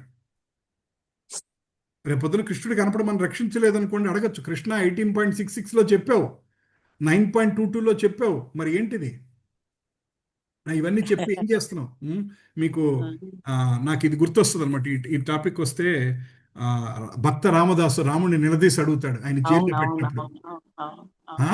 ఆయన ఎవడబ్బ సొమ్మని తింటేవు రామచంద్ర, సీతమ్మకు చేయిస్తే చింతాకు పథకము. సో లక్ష్మణుకు చేయించు అట, లక్ష్మణుకి ఇచ్చేయించాను, సీతమ్మకి ఇచ్చేయించాను, నీకు ఇది చేయించాను, ఇంత కష్టపడి గుడి చేయించాను. నీ తండ్రి దశరథ మహారాజు ఇచ్చాడా, లేక నీ మామ జనక మహారాజు ఇచ్చాడా? అసలు అంటే భక్తిలోకి రాకముందు అసలు ఆ పాట నాకేంటో అర్థం కాలేదు. భక్తిలోకి వచ్చాక అతనుకున్న ఇంటిమెసీ అది. అతను రామదాసు పరమ భక్తుడు, కృష్ణుని అలా అడగలడు, రాముడిని అలా అడగలడు. ఎవడబ్బ సొమ్మని కులుకుతూ తింటే అంటే ఎవరిచ్చాడా నీకు? ఎంజాయ్ చేస్తున్నావు, హ్యాపీగా గుళ్ళో కూర్చొని ప్రసాదాలన్నీ తింటున్నావు, భోగం. నేనేమో ఇంత కష్టపడి నీ గుడి కట్టించాను, ఇక్కడేమో నన్ను తీసుకెళ్లి జైల్లో పెట్టి కొడుతున్నారు, నేనేదో మోసం చేశాను, జైల్లో పెట్టి కొడుతున్నారు, ఆ డబ్బు నేను తిన్నానా, ఆ డబ్బు నీకు ఇచ్చానని మొత్తం లెక్కలన్నీ చదువుతాడు ఆయన ఫైనల్గా. సో అదేంటంటే ఆ భక్తులకి భగవంతుడికి ఉన్న కనెక్షన్ అది ఇంకొకళ్ళు ఎవరికి అర్థం కాదు. అది ఇంకొకళ్ళకి ఎవరికి అర్థం కాదనమాట. సో నేను నీకు దాసుడు స్వామి, నేను నిన్ను నమ్మాను, నువ్వు నన్ను భక్తులను రక్షిస్తావని చెప్పావు, ప్రతి శ్లోకంలో చెప్తున్నావు, మరి నన్ను రక్షించవే, రావేంటి, ఎందుకు రావు? తర్వాత తత్తేనుకంప మనం చాలా చదువుకున్నాం. మర్త్యో యదా త్యక్త సమస్త కర్మ నివేదితాత్మ విచికీర్షితో మే తదామృతత్వం ప్రతిపద్యమానో మాయాత్మ భూయాయ చ కల్పతే వై. మానవుడు ఎప్పుడైతే తన సమస్త కర్మలను విడిచి తనను పూర్తిగా నాకు సమర్పించి నన్ను సేవించదలచినప్పుడు అతడు అమృతత్వమును పొందును, నాలో ఏకరూపుడగును. భగవంతుడు ఏం చెప్తున్నాడండి భాగవతంలో 11:29-34లో, తన కర్మలను పూర్తి సమస్త కర్మలను విడిచి తనను తాను పూర్తిగా సమర్పించి, అంటే ఆత్మనివేదన స్టేజ్, ఇది మనకి ఏ జన్మకు వస్తుందో నాకు తెలియదు, ఆత్మనివేదన స్టేజ్, పూర్తిగా అన్యదంశ అన్ని నువ్వే అన్న స్టేజ్కి వెళ్ళి, స్వామి నాకు నీ సేవ తప్ప ఇంకేమి వద్దు కృష్ణ, ప్రతీది నాకు నీ సేవే, నేను ఏదైనా పని చేస్తానంటే ఈ పని చేయటం వలన కృష్ణుడికి సంతోషం కలుగుతుందంటే చేయటం, ఈ పని చేయటం వలన కృష్ణుడికి సంతోషం కలగదు అంటే మానేయటం అనమాట. అటువంటి వ్యక్తి అమృతత్వాన్ని పొందుతాడు, నాతో ఏకరూపుడగును అంటున్నాడు కృష్ణుడు. నేను ఎలా ఉంటానో వాళ్ళకి అటువంటి రూపాన్ని ఇస్తానంటున్నాడు. దాన్ని ఏమంటారండి మనం? సారూప్యముక్తి. మనం చదువుకున్నాం కదా 5 రకాల ముక్తుల గురించి, సారూప్య, సాలోక్య, సారిష్టి, సాయుజ్య, ఈ ముక్తుల గురించి చదువుకున్నాం కదా, గుర్తుందా? సారూప్య ముక్తి అంటే ఏంటంటే దాదాపు భగవంతుడు ఎలా ఉంటాడో మనం అలాగే, అసలు వైకుంఠంలో కన్ఫ్యూజ్ అయిపోతూ ఉంటాం. మనం వెళ్తే సడన్గా అక్కడ ఉన్న వాళ్ళకి కన్ఫ్యూషన్ లేదంట, వాళ్ళందరికీ తెలుసు విష్ణు. నాకు ఈ డౌట్ వచ్చిందనమాట, అందరూ ఒకేలాగా ఉంటే డౌట్ వస్తుంది అంటే మనలాంటి వాళ్ళకి డౌట్ వస్తుంది, కానీ అక్కడ ఉన్న వాళ్ళకి క్లియర్ అంట. కృష్ణుడు లాగానే ఉన్నా సరే వాళ్ళందరికీ విష్ణువు లాగానే వాళ్ళకి కూడా 4 చేతులు అన్నీ ఉన్నా సరే నేను ఇక్కడ సేవకుడిని మాత్రమే అన్న ఫీలింగ్తోనే వాళ్ళు ఉంటారంట భక్తులు. ఒక్క విష్ణువు మాత్రమే నేనే విష్ణువుని అన్న ఫీలింగ్తో ఆయన ఉంటాడు, మిగతా వాళ్ళందరూ నేను భక్తుని అన్న ఫీలింగ్తోనే ఉంటారంట. అదే మనలాంటి వాడిని వైకుంఠం టెంపరీగా తీసుకెళ్ళి అక్కడ పెట్టామనుకోండి, ఊటిని 10 నిమిషాల కోసం కన్ఫ్యూజ్ అయిపోతాం, ఎవరు విష్ణువు అర్థం కాదు మనకి. ఒక నిమిషం నేనే విష్ణువు అనుకొని అందరు నాకు దండం పెట్టండి అంటాం మనం, అందుకనే మన వైకుంఠం తీసుకెళ్ళరు. ప్రస్తుతం మనకున్న పరిస్థితుల్లో మన వైకుంఠాన్ని తీసుకెళ్తే ఏమంటాం, అందరినీ నేనే విష్ణువుని రండి నాకు సేవ చేసుకోండి అంటాం. ఎందుకంటే మనం ఇప్పుడు సేవ చేసే మూడ్లో లేవు, చేయించుకునే మూడ్లో ఉన్నాం మనం. రైట్. సో ఎవరైతే అలా సమస్తము సమర్పించి ఆత్మనివేదం చేయగలిగిన నాడు, బలిచక్రవర్తి ఎలా అయితే ఆత్మనివేదనం చేసి తన మీద కాలు పెట్టి తన పాతాల్లోకి వెళ్ళిపోవటానికి రెడీ అయిపోయాడో, తనకున్న ఆస్తి యావత్ ప్రపంచానికి రాజు అయిన అన్ని ఆ రాజుని కూడా వదులుకోవడానికి రెడీ అయిపోయాడు. పరీక్షిత్ మహారాజు రెడీ అయిపోయాడు వదులుకోవటానికి. వదులుకొని వెళ్ళి గంగానది ఒడ్డును కూర్చొని సుఖదేవ గోస్వామి కాళ్ళ దగ్గరికి వెళ్ళి నాకు భాగవతం చెప్పమండి అని అడిగాడు. అటువంటిది అన్ని వదిలేసిన వాళ్ళకి అమృతత్వాన్ని పొంది నాలో ఏకరూపం అవుతారు. సర్వధర్మన్ పరిత్యాగే భక్తి అనిత్య ధర్మ కృష్ణ శరణ హైతేసే భక్తి సిద్ధ కర్మ. అన్ని ధర్మంలో విడిచివేసి కృష్ణుని శరణం పొందటమే నిజమైన ధర్మము. ఈ విధమైన శరణాగతే సంపూర్ణ భక్తి. సంపూర్ణ భక్తి అంటే అర్థం ఏంటంటే 100% బీయింగ్ డిపెండెంట్ ఆన్ కృష్ణ, భగవంతుడి మీద పూర్తిగా ఆధారపడటమే భక్తి. Dependence on Krishna is our real independence అంటారు. అంటే దాన్ని తెలుగులో ఎలా చెప్పాలంటే, భగవంతుడి మీద పూర్తిగా నమ్మకం వేసి ఉంచటమే అసలైన స్వాతంత్రం అంట. మనం మామూలుగా స్వాతంత్రం అంటే ఏంటి అని ఏమనుకుంటాం, నాకు నచ్చినట్టుగా జరిగి అన్ని నా చేతిలో ఉండి అందరూ నా మాటిని నేను చెప్పినట్టు అంతా నడుస్తుంటే స్వాతంత్రం అని అనుకుంటాం. కానీ ఆ స్వాతంత్రం పూర్తి స్వాతంత్రం కాదు. భగవంతుడి మీద 100% భారం వేసేసేసి ఏ పనన్నా చేయగలుగుతున్నాం అనుకోండి, అది అసలైన స్వాతంత్రం అంట. అంటే అప్పుడు మీరు ఏ పనన్నా చేయగలరు. ఎందుకు? మన నమ్మకం ఏంటి, ఆయన చూసుకుంటాడని ఆయన మీద వదిలిపెట్టేశాం. నేను చూసుకుంటానంతసేపు టెన్షన్ వస్తూ ఉంటుంది మనకి, చేయగలనా లేదా, అవుతుందా అవదా, నా వల్ల అవుతుందా. రైట్. ఒక పెళ్లి చేస్తున్నారు, ఒక 2000 మందిని పిలుస్తున్నారు, ఇంత బాధ్యత నేను ఎట్లా రన్ చేయగలను, అని ఒక యాంగ్జైటీ ఉంటుంది, తెలుసో తెలియక వాళ్ళందరినీ ఎలా జాగ్రత్తగా రిసీవ్ చేసుకుంటాం. భోజనాలు ఇక్కడ ముహూర్తం పొద్దున్న 11:30కు ఉంది, అదే టైంలో అక్కడ లంచ్ స్టార్ట్ అవుతుంది. వాళ్ళని ఎవరు చూసుకుంటారు, ఇదేం చూసుకుంటారు, గెస్ట్ని ఎలా చూసుకోవాలి, ఇవన్నీ నా వల్ల ఎలా అవుతుంది అని మనం బోర్డంత కంగారు పడిపోతుంటాం. మన చేతిలో ధనం ఉన్నా, చేయగలిగిన స్తోమత ఉన్నా కంగారు పడిపోతుంటాం. కానీ ఎవరైతే భగవంతుడి మీద కంప్లీట్గా శరణ కృష్ణ నువ్వు చూసుకుంటావా అనుకున్న వాళ్ళు రియల్ ఫ్రీడమ్. ఇది అలవాటు చేసుకోవాలి మనం. ఈ రోజున వచ్చేది కాదు అది. అలా ఆ రోజున మనం కంప్లీట్ ఫ్రీడమ్ తోటి మనస్సు ఫ్రీ అయిపోతూ ఉంటుంది అనమాట. తర్వాత ఇది అంత్యలీలలో ఒకటి, నాహం విప్రో నచ నరపతిర్, అంటే నేను అది కాదు ఇది కాదు. ఫైనల్గా ఏమంటే గోపీ భర్తర్ పద కమలయో దాస దాసాను దాస దాసాను దాస అంటే అందులో అంటే ఏమంటారంటే నేను బ్రాహ్మణుణ్ణి కాదు, వైశ్యుణ్ణి కాదు, శూద్రుణ్ణి కాదు, క్షత్రియుణ్ణి కాదు, నేను వానప్రస్థుణ్ణి కాదు, సన్యాసిని కాదు, ఏమి కాదు. నువ్వేంటయ్యా అంటే గోపీ భర్తర్ పద కమలయో దాస దాసాను దాస అంటే నువ్వేంటి అంటే ఫైనల్గా ఆ భగవంతుడు ఎక్కడ దాస దాస దాస దాసాను దాసుణ్ణి. ఆ భగవంతుడి యొక్క దాసుణ్ణే నేను. ఆ దాసత్వంలో ఆనందం ఉంది. హనుమంతుడి దగ్గరికి వెళ్ళి హనుమంతుడి దగ్గర ఆయన బాగా ఆనందపడే విషయం ఏంటి? నువ్వు రాముడి బంటువయ్యా అంటే బాగా ఆనందపడతాడు. హనుమంతుడి పోవడాలంటే ఏం చేయాలి? రామదాసు నువ్వు రామ భక్తుడివయ్యా అంటే ఎక్కువ ఆనందపడతాడు. అంతేగాని ఆయన దగ్గరికి వెళ్ళి అబ్బా నీకెంత శక్తి ఉంది, నువ్వు గాల్లో ఎగరగలిగావు, సీతమ్మ వారిని కూడా నువ్వు చూసి రాగలిగావు, మిగతా వాళ్ళు అయ్యేది కాదు, ఇవన్నీ పొగుడుతుంటే ఆయన ఆనందపడ్డట. శ్రీరామదూతం శిరసాం నమామి అంటే భగవంతుడు నువ్వు ఒక రాముడు దూతవయ్యా, నువ్వు రాముడికి నువ్వు అంటే ఎంత ఇష్టం. మీకు హనుమంతుడు ఒళ్ళంతా సింధూరం ఎందుకు రాసుకుంటాడు మీకు తెలుసు కదా స్టోరీ? చెప్పారు ప్రభుజీ, మీరు తెలుసు కదండి, మీరు చెప్పారు. సో సీతాదేవి ఒక రోజు సింధూరం పెట్టుకుంటా ఉంటది. ఇక్కడ పెట్టుకుంటే ఏంటంటే అంటమ్మా రాముడు బాగుంటాడు, ఇక్కడ సింధూరం పెట్టుకుంటే అంటే ఆయన వెంటనే సింధూరం తీసుకెళ్లి ఒళ్ళంతా రాసుకుంటాడు. ఏంటంటే మా రాముడు బాగుండాలని ఆవిడ ఇక్కడే పెట్టుకుంటుంది అంటే ఆయనకి అంత భక్తి అనమాట. సో అందుకనే మనం ఇప్పటికీ ఆంజనేయ సంగుళ్ళలో సింధూరం మనం అప్లై చేస్తూ ఉంటాం. సో ఆయనకి నువ్వింత అని పొగిడితే రాదంట ఆనందం. నువ్వు రాముడి దాసుడవయ్యా, రాముడి కార్యక్రమం కోసం నువ్వు ఎంత చేసావయ్యా అని పొగిడితే ఆయన విపరీతం ఆనందపడిపోతాడంట. ఎందుకంటే ఆ దాసత్వంలోనే ఆయన అంత గొప్పతనాన్ని అందిస్తాడనమాట. అంటే ఏంటంటే ఆ దాసత్వంలోనే ఆయన అత్యంతమైన మాధుర్యమైన ఆనందాన్ని అనుభవిస్తూ ఉంటాడు అనమాట. సో అట్లా ఈ విష్ణు పురాణంలో ఇంకా ఏం చెప్తారంటే సర్వధర్మ పరిత్యాగ శరణాగతి లక్షణము అంటే శరణాగతి లక్షణం అంటే సర్వధర్మాల్ని పరిచ్ఛేదించటం, సర్వధర్మాన్ని పరిచ్ఛేద అంటే అన్ని పక్కన పెట్టి నువ్వే శరణం. తర్వాత శ్రద్ధయా సర్వకర్మాణి మై సన్యస్య మాం భజేత్ సాధనోహన్యయా సమ్యక్ యోగ కర్మ ప్రవర్త. భక్తుడు తన సమస్త కర్మలను నాకే సమర్పించి విశ్వాసముతో నన్ను సేవించాలి, అదే నిజమైన యోగము, శరణాగతి మార్గము. ఏమంటున్నారు? అన్ని భగవంతుడికి సమర్పిస్తాం, A to Z భగవంతుడికి సమర్పిస్తాం, ఏం చేసినా సరే భగవంతుడికి సమర్పించాం. తర్వాత సోచేతతో విముఖ చేతస ఇంద్రియార్థం మాయా సుఖాయా భరముద్వహతో విమూఢాన్ అంటే ఇక్కడ ఏం చెప్తానంటే పతితమ్మ విషవే భవాంతదో అన్న విధానికి అంటే ప్రజలు మనం ఏంటంటే ప్రస్తుతం మాయ కోసమే కష్టపడుతున్నాం, మాయలోనే ఆనందపడుతున్నాం.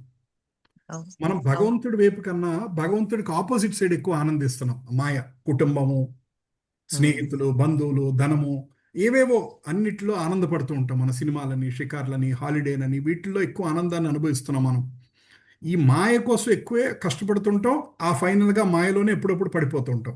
ఈ పరుగుల్లో ఎప్పుడప్పుడు చచ్చిపోతాం, మళ్ళీ మనం పుడుతుంటాం, మళ్ళీ మాయలోనే తిరుగుతూ ఉంటాం.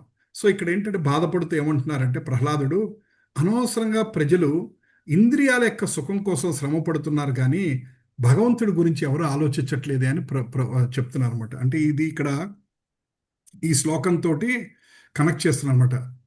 విషమే భవాంబుధవ్ అంటే ఈ భవాంబుధవ్ అంటే ఏంటంటే భవసాగరంతో పోలుస్తారన్నమాట. మనం ఈ సంసార సాగరాన్ని భవసాగరంతో పోలుస్తూ ఉంటారన్నమాట. సో ఈ సంసార సాగరంలో పడి కొట్టుకుపోతున్నాం.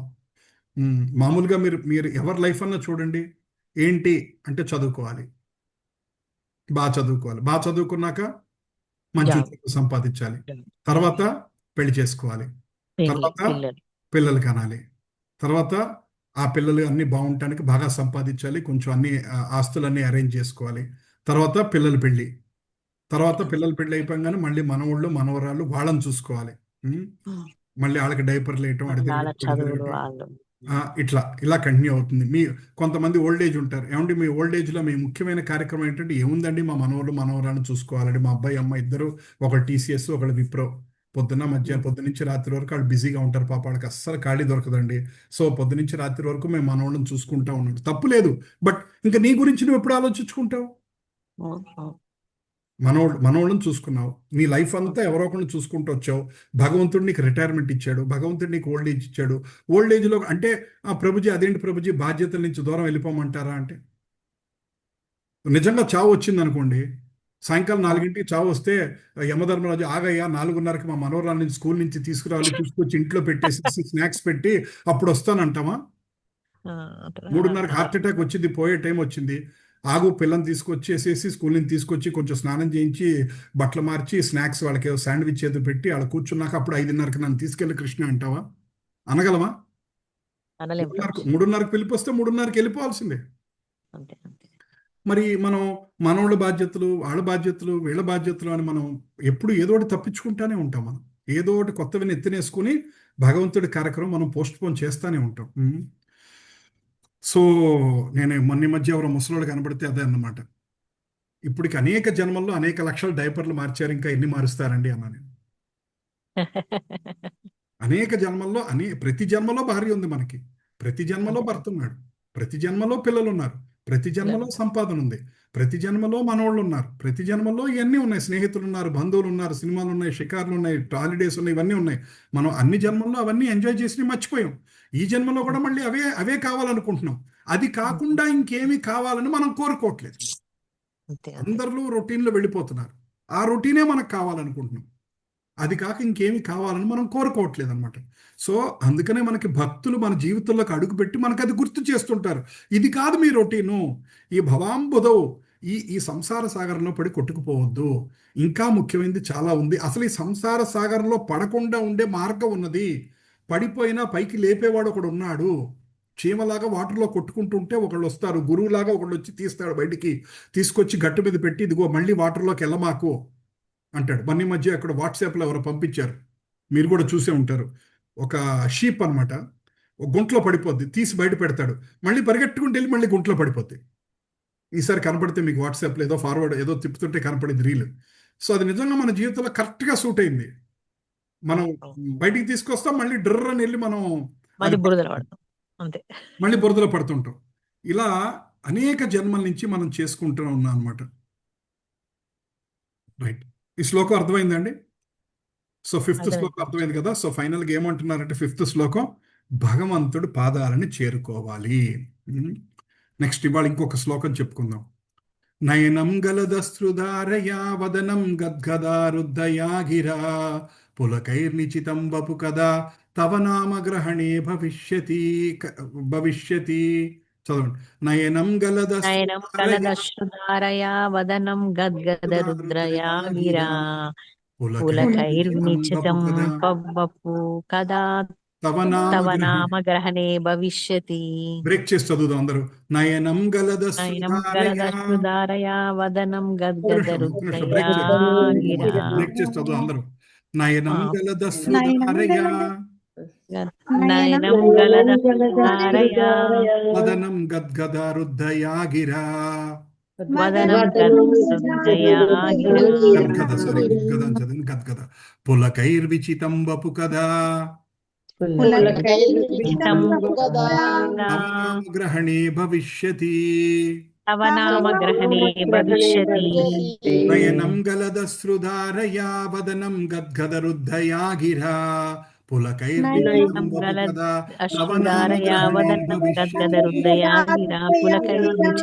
వపు కదా తవ నామగ్రహణే భవిష్యతి. త్రివేణి మాతాజీ ఒకసారి చదవండి మాతాజీ మొత్తం. నయనం గలదశ్రుధారయా వదనం గద్గదరుద్దయా గిరా పులకైర్వినిచితం వపు కదా తవ నామగ్రహణే భవిష్యతి. సునీత మాతాజీ మీరు కూడా చదవండి అమ్మా. నయనం గలద్ అశ్రుధారయా వదనం గద్గదరుద్ధయా గిరా పులకైర్నిశ్చితం వపుః కదా తవ నామ గ్రహణే భవిష్యతి. వెరీ గుడ్, హరిబోల్. సో ఈ శ్లోకం ఏం చెప్తున్నారంటే, ఓ ప్రభు, నీ పవిత్ర నామాన్ని నేను జపిస్తున్నాను. జపిస్తున్నప్పుడు నా కళ్ళలోంచి నీళ్లు రావట్లేదు, నా గొంతు మూసుకుపోదు. నీ నామాన్ని జపిస్తున్నప్పుడు నా శరీరం వెంట్రుకలు ఎప్పుడు నిక్కబడుచుకుంటాయో.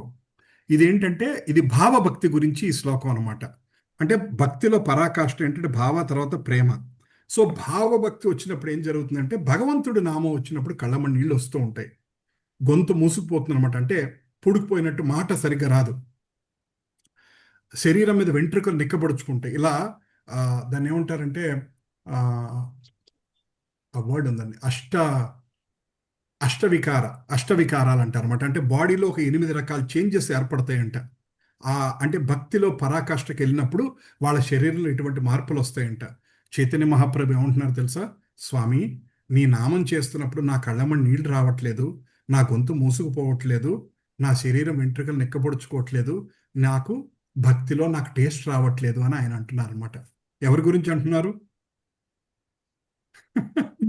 మన గురించి.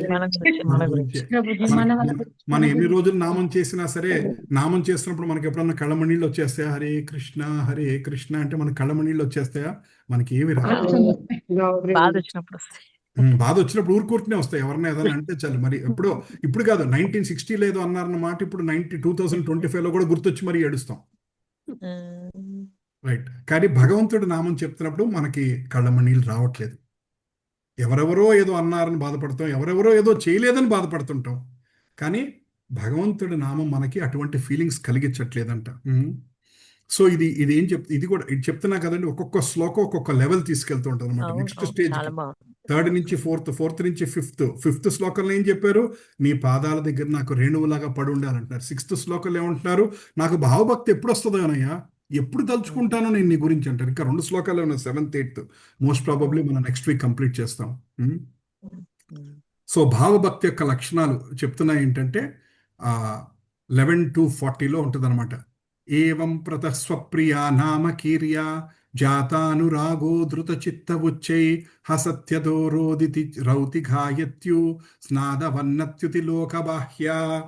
ఏంటంటే నామ స్టేజ్లో పూర్తిగా ఉన్న వాళ్ళకంట అనురాగం పుట్టి, అంటే వాళ్ళలో వాళ్ళే నవ్వుకుంటూ ఉంటారంట, పిచ్చోళ్ళలాగా వాళ్ళలో వాళ్ళే నవ్వుకుంటూ ఉంటారంట, మధ్యలో ఏడుపు వస్తూ ఉంటుందంట, గానం చేస్తూ ఉంటారంట, డాన్స్ చేస్తూ ఉంటారంట. అంటే ఈ లోకాన్ని మర్చిపోయినట్టు ఉంటూ ఉంటారంట. మనలో ఈ లక్షణాలు వస్తే ఏం చేస్తారు? మన కుటుంబంలో వాళ్ళు వెంటనే మన మెంటల్ డాక్టర్ దగ్గర తీసుకెళ్తారు. మెంటల్ డాక్టర్ దగ్గర తీసుకెళ్తారు. లేదా మీ హస్బెండ్స్ నాకు ఫోన్ చేసి, దయచేసి మీరు క్లాసులు చెప్పకండి, మా ఇంట్లో మా లేడీస్ ఇలా బిహేవ్ చేస్తున్నారు, మీ క్లాసులు తగలయ్యా అని నన్ను తిడతారు. రైట్. రైట్. సో ఏం చెప్తున్నారంటే ఇది అంటే భక్తిలో పరాకాష్ఠ అనమాట. భక్తిలో పరాకాష్ఠ ఎలా వస్తూ ఉంటుందంటే, చిన్నపిల్లలు ఉంటారండి భక్తిలో పరాకాష్ఠకి. చిన్నపిల్లలే అర్థం. చిన్నపిల్లలు, పసిపిల్లలు ఏముంటారు, సడన్గా నవ్వుకుంటూ ఉంటారు, సడన్గా ఏడ్చేస్తుంటారు. ఎందుకు ఏడుస్తారో తెలియదు, సడన్గా ఎందుకు నవ్వుతారో తెలియదు. సో బాగా పసిపిల్లలుగా ఉన్నప్పుడు ఇంకా మనం కూడా కనపడం అంట వాళ్ళ కళ్ళకి.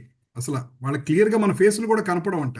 తల్లిని తండ్రిని తప్ప మిగతా వాళ్ళందరూ తల్లిని తండ్రిని కూడా టచ్తో గుర్తుపడతారంట. కొన్నాళ్ళు అయ్యే వరకు కళ్ళు ఉన్నా సరే కళ్ళతోటి వాళ్ళకి మన ఫేసులు క్లియర్గా కనపడమంట వాళ్ళకి. బట్ అట్లా వాళ్ళు అంటే దానికి ఏం చెప్తారంటే, గత జన్మలో అయిన బాధలు గుర్తెచ్చుకొని బాధపడుతూ ఉంటారంట, గత జన్మలో జరిగిన సంతోషాలు గుర్తెచ్చుకొని నవ్వుకుంటూ ఉంటారంట. కొన్నాళ్ళు పోయాక గత జన్మ స్మృతులు పోతాయంట వాళ్ళకి. స్మృతులు పోయాక ఇంకప్పుడు మామూలు వ్యక్తిలాగా, మామూలు జీవిలాగా ఇక్కడే బతుకుతూ ఉంటారు. కొన్నాళ్ళ వరకు వాళ్ళ గత జన్మే బాగా, మధ్యరాత్రులు ఉలిక్కి పడుతుంటారు, పిల్లలు ఉలిక్కి పడ్డారండి అంటారు. ఎందుకంటే అవి జరిగినవన్నీ గుర్తొస్తూ ఉంటాయి వాళ్ళకి, అవన్నీ అనమాట పాత జన్మ. సో ఆ భక్తిలో ముందుకెళ్ళిన వాళ్ళకి అలా ఉన్మాదిలాగా, పిచ్చివాళ్ళలాగా, అంటే ఇప్పుడు ఎలా చెప్తారంటే అవధూతలు అంటారు, మీరు వింటారు దత్తాత్రేయ స్వామి గురించి. ఇట్లా అవధూతల గురించి కొన్ని స్టోరీస్ ఉంటుంటాయి అనమాట. వాళ్ళు అవధూతలు ఎలా ఉంటారంటే పిచ్చివాళ్ళలాగా ఉన్నట్టు ఉంటారు అనమాట వాళ్ళు. సో అంటే వాళ్ళు ఎప్పుడు భగవంతుడి గురించి ఆలోచిస్తూ ఉంటారు. ఏదో ఇలా ఖాళీకి కూర్చుంటారు. మనం ఇలా ఖాళీకి కూర్చుంటే ఏం గుర్తొస్తుంది? లాస్ట్ వీక్ చూసిన సినిమాలో సీన్లు గుర్తొస్తాయి మనకి, అంతే కదండి. సో వాళ్ళకి ఎలా గుర్తొస్తూ ఉంటుంది? ఖాళీకి కూర్చున్నప్పుడు ఏ పోతనలీలో, శకటాసురలీలో, లేకపోతే ఏదో శ్లోకమో, ఏదో ఒక ధ్రువలీలో ప్రహ్లాదలీలో అట్లా గుర్తు తెచ్చుకోవటం, అరే కృష్ణ నువ్వు భలే బిహేవ్ చేసావయ్యా, మీ అమ్మ నిన్ను కట్టేయటానికి వస్తే నువ్వు భలే పరిగెట్టుకెళ్ళావు కృష్ణ. వాళ్ళకి దామోదర లీల గుర్తొస్తూ ఉంటుంది, మృతభక్షణ లీల గుర్తొస్తూ ఉంటాయి మన భక్తులకి. మనలాంటి వాళ్ళకి ఏంటంటే ఏం గుర్తు రాకూడదు, అయ్యే గుర్తొస్తూ ఉంటుంది. దానికి మనం ఏం చేయలేము, టైం పడుతుంది మనకి. సో గోపికలు కూడా అంట వృందావనం సఖిధ్రువో విదనోతి కీర్త్యం యద్దేవకీ సుత పదాంబుజ లబ్ధ లక్ష్మి గోవింద వేణుం అనమత్త మేధాంతనాదం వ్రజస్త్రీయ శృత్య శృణ్వంతి గోప్య.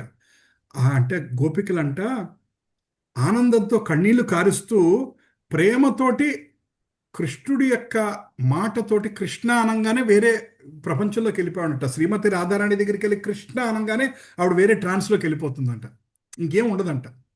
అట్లా గోపికలు కృష్ణ అనే పేరు రాగానే కళ్ళమ్మ నీళ్ళు వచ్చేస్తాయంట. కృష్ణుడు వెళ్ళిపోయాడు. అసలు వాళ్ళు భాగవతం చదువుతుంటే అర్థం అవుతుంది, కృష్ణుడు మధురకి వెళ్ళిపోతుంటే అసలు రథచక్రాలకు అడ్డుపట్టారంట. వెళ్ళనివ్వకుండా కృష్ణుడు వెళ్ళకూడదని రథచక్రాల దగ్గర అడ్డుపట్టి కళ్ళమ్మ నీళ్లు, అసలు వాళ్ళ నీళ్లతోటి అసలు ఒక యమున అనేది కొత్త పాయ ఫామ్ అయిందంట. అంత అశ్రుధారాలతోటి అంత బాధపడిపోయారంట కృష్ణుడు వెళ్ళిపోయింది. ఎందుకంటే వాళ్ళకి మనసా వాచ కర్మణ ఓన్లీ భగవంతుడే కావాలి, వాళ్ళ కృష్ణుడు తప్ప ఇంకేం అవసరం లేదు. సో అటువంటి కన్నీరు కార్చేసేవారంట వాళ్ళు. అంటే ఇప్పుడు మనం ఆ లక్షణాల గురించి మాట్లాడుకుంటున్నాం కాబట్టి ఆ లక్షణాలకి కనెక్ట్ అయిన శ్లోకాలు మనం తెలుసుకుంటున్నాం. ప్రహ్లాద మహారాజు గురించి చెప్తారన్నమాట.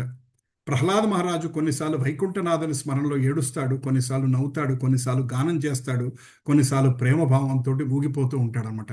అంటే మనం ఇందాక చదువుకున్నాం కదండి, నయనం గలదశ్రుదారయ కళ్ళమ్మ నీళ్లు కారటం, వదనం గద్గదారుద్దాగారు అంటే ఒళ్ళు పులకరించటం, తవ నామగ్రహణే భవిష్యతి కృష్ణ నీ నామం చేస్తున్నప్పుడు నాకు ఈ ఒళ్ళు పులకరించే స్టేజ్ ఎప్పుడు వస్తుందయ్యా అని అంటున్నారన్నమాట. దానికి కనెక్షన్ చేస్తూ ప్రహ్లాద మహారాజుడు ఎలా ఉండేవాడు అంటే అట్లా.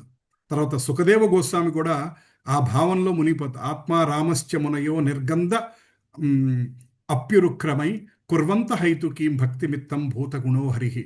స్వతహా విముక్తులైన ఋషులు కూడా హరినామంలోని ఆధ్యాత్మిక ఆనంద గుణం వలన భక్తిలో మునిగిపోతుంటారు. సో పరమ భక్తిలో ఉన్నవాళ్ళు ఏంటంటే మునిగిపోతూ ఉంటారంట. మునిగిపోతూ వాళ్ళకి కళ్ళమ్మ నీళ్ళు అశ్రుధారలాగా వస్తూ ఉంటుందంట. నాకు శ్రీల ప్రభుపాద్ గారి గాడ్ బ్రదర్ ఒక ఆయన ఉన్నారు, భక్తి వైభవ్ పూరి గోస్వామి మహారాజ్ గారని. ఆయన శిష్యులు నాకు యూరోప్లో ఉన్నప్పుడు పరిచయం అనమాట. స్వామీజీ గారు మా ఇంటికి వస్తుంటారు. ఈసారి వచ్చినప్పుడు చెప్తాను, హైదరాబాద్లో ఉన్నవాళ్ళు రావచ్చు. ఆయన ఇంటి 10 సంవత్సరాల నుంచి దాదాపు మా ఇంటికి ఒక వారం రోజులు ఏదో టైంలో వస్తుంటారు. జనరల్గా కార్తీక మాసంలో కానీ గౌర పూర్ణిమకి కానీ ఇండియా వచ్చినప్పుడు వస్తుంటారు. ఆయన గురువు గారు భక్తి వైభవ్ పూరి గోస్వామి మహారాజ్ గారిని ఆయన ఫోటో ఒకటి చూశాను అనమాట నేను. అలా కళ్ళమ్మ నీళ్ళు కారుతా ఉన్నాయన్నమాట ఆయనకి. సో ఆయన మీలో బృందావనం వెళ్ళారు కదా మాతాజీ, రూపా మాతాజీ మీరు వెళ్ళారు. ఇంకెవరు బృందావనం వెళ్ళారండి? ఇంకెవరన్నా? నేను వెళ్ళాను ప్రభుజీ. మీరు వెళ్ళారు, ఓకే. సో మీరు కూడా వెళ్ళారా? వెరీ నైస్ అమ్మ. బృందావనంలో సేవా కుంజ్ అని ఒక ప్లేస్ ఉంది. సేవా కుంజ్ ఎదురుకుండా ఆయన ఆశ్రమం ఉందంట. ఆ సేవా కుంజ్ అంటే అక్కడ రాసలీల జరిగిన ప్లేసు.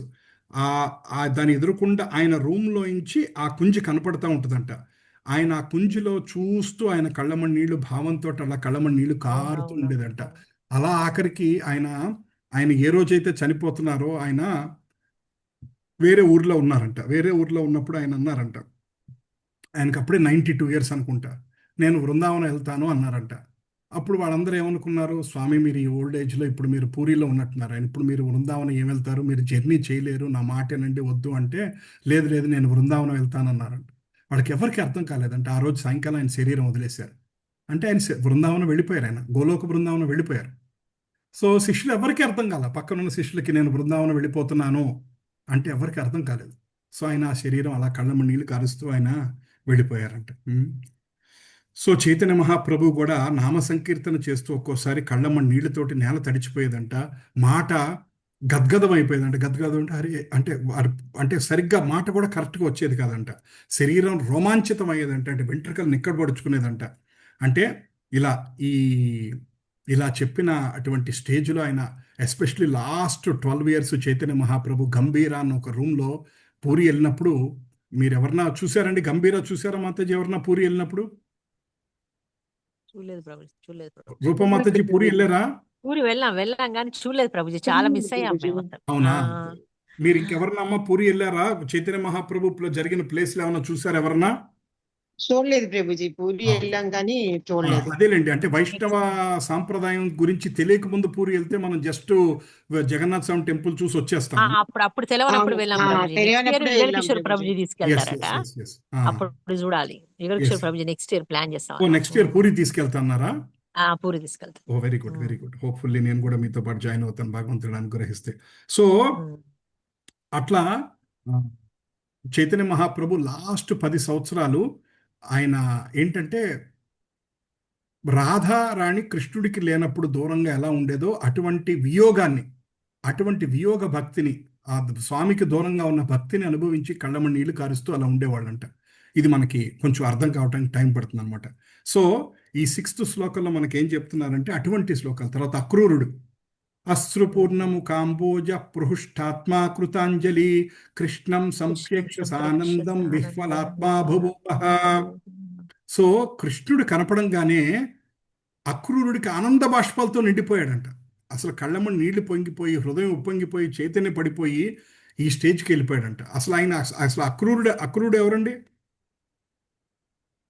ప్రభుజీ కంసుని దగ్గర ఉంటారు ప్రభుజీ, కానీ మనసు ఎప్పుడు కృష్ణుని మీదనే ఉంటుంది. ఆయన ఎందుకు వచ్చారు? బృందావనం ఎందుకు వచ్చాడు? ఆయన తీసుకెళ్ళడానికి వచ్చారు ప్రభుజీ, అంటే అతడు నమ్మకంగా తీసుకెళ్తారు అని వచ్చారు. సో కంసుడు అక్రూరుని వెళ్ళి తీసుకురమ్మంటాడు, తీసుకురమ్మంటాడు. అక్రూరుడికి తెలుసు కంసుడు మంచివాడు కాదని తెలుసు, కానీ స్వామి భక్తితోటి చేయాలి కాబట్టి వస్తాడు. అతనికి కృష్ణుడు అంటే అనన్యమైన భక్తి. ఆయన బృందావనం అడుగు పెట్టంగానే రథం మించి దిగి దబేలు మన కింద పడిపోతాడంట. ఎందుకంటే కృష్ణుడి పాదాలు కనపడి అంటే ఆయనకి అడుగులు, ఆ పాదాలు కనపడంగానే రథం నుంచి పడిపోయి కింద పడి ఆ మట్టి మీద ప్రదక్షిణ, ఆ మట్టికి దండం పెడతాం, లెగవంగానే ఇంకొక పాదం కనపడతాం, మళ్ళీ అక్కడ పడిపోవటం, మళ్ళీ లెగవంగానే ఇంకో పాదం కనపడతాం, మళ్ళీ సాష్టాంగ దండవత్ ప్రణామం అంటాం కదా, మొత్తం జెంట్స్ చేస్తారు చూడండి, కంప్లీట్గా ఇలా పడుకొని సాష్టాంగ ప్రణామం అంటారు కదా, అట్లా ఆయన పడిపోయాడంట. పడిపోయి ఆ మట్టిలో పొర్లి అత్యంతమైన ఆనందాన్ని అనుభవించాడంట ఆయన. అంటే కృష్ణుడు నడిచిన నేల ఇది, ఆ స్వామి పాదాలు ఇవి. ఏ పాదాల కోసమైతే మనం అనేక జన్మలు కష్టపడుతున్నామో, ఋషులు యోగులు కోట్ల జన్మలు తపస్సులు చేసుకున్నా దక్కని పాదాలు నాకు కనపడి అని అక్రూరుడు పడిపోయాడంట.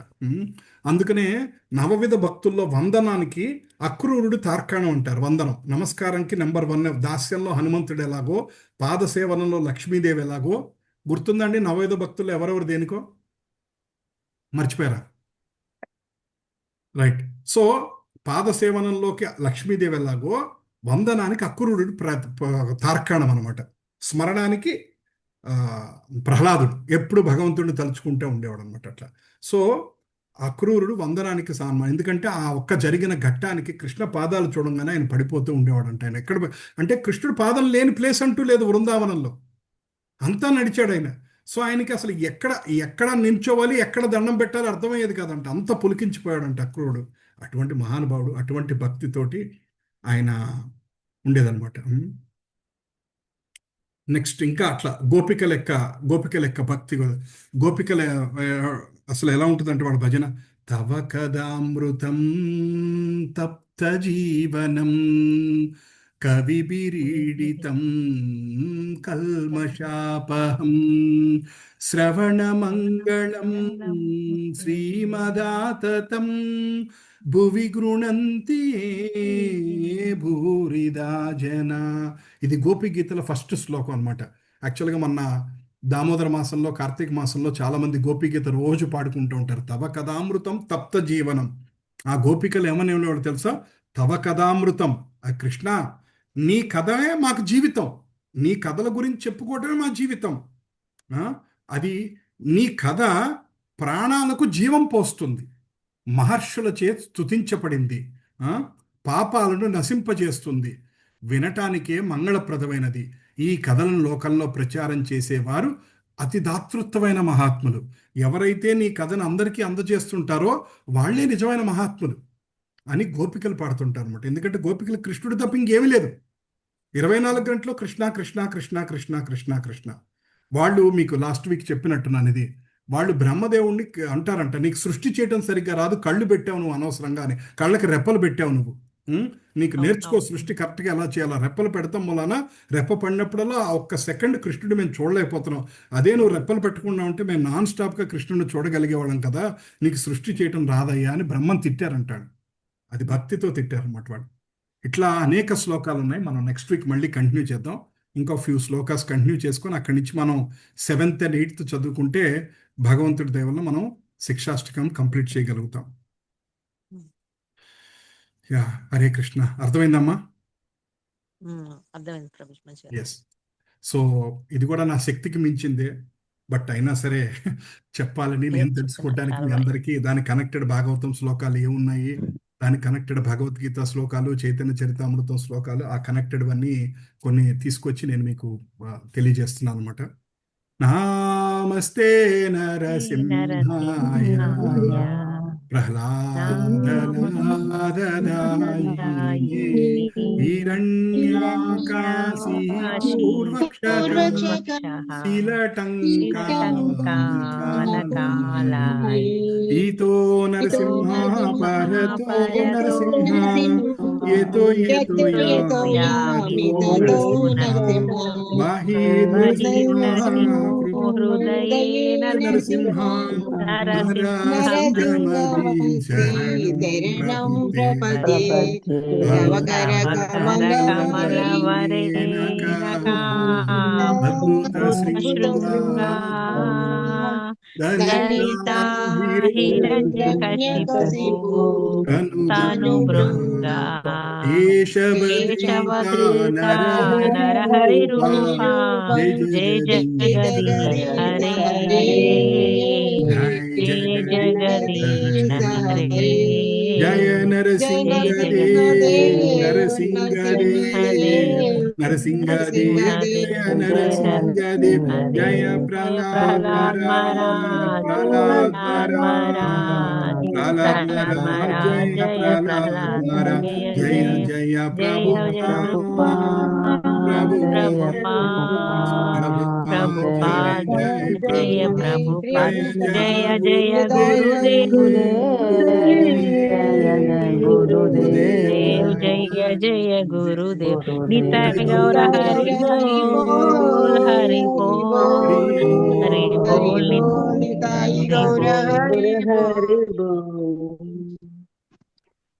భక్తి రక్షక నరసింహ భగవాన్ की जय, भक्त शिरोमणि प्रहलाद महाराज की जय, नामाचार्य श्रील हरिदास ठाकुर की जय, वृंदावन धाम की जय, मधुरा धाम की जय, भूवैकुंठ पंढरी धाम की जय, श्रीधाम मायापुर धाम की जय, श्री क्षेत्रपुरी धाम की जय, गंगे माई की जय, यमुने माई की जय, भक्ति देवी की जय, तुलसी महारानी की जय, कलियुग पावन हरिनाम संकीर्तन यज्ञ की जय, कलियुग पावन हरिनाम संकीर्तन यज्ञ की जय, समवेत भक्त वृंद की जय, शिक्षाष्टकम की जय जय जय, अभय चरण अरविंद भक्ति वेदांत स्वामी श्रील प्रभुपाद की जय, पंचाकल्पतरुभ्यश्च कृपा सिंधुभ्यः च पतितानां पावनेभ्यो अनंत कोटि वैष्णव वृंद की जय जय.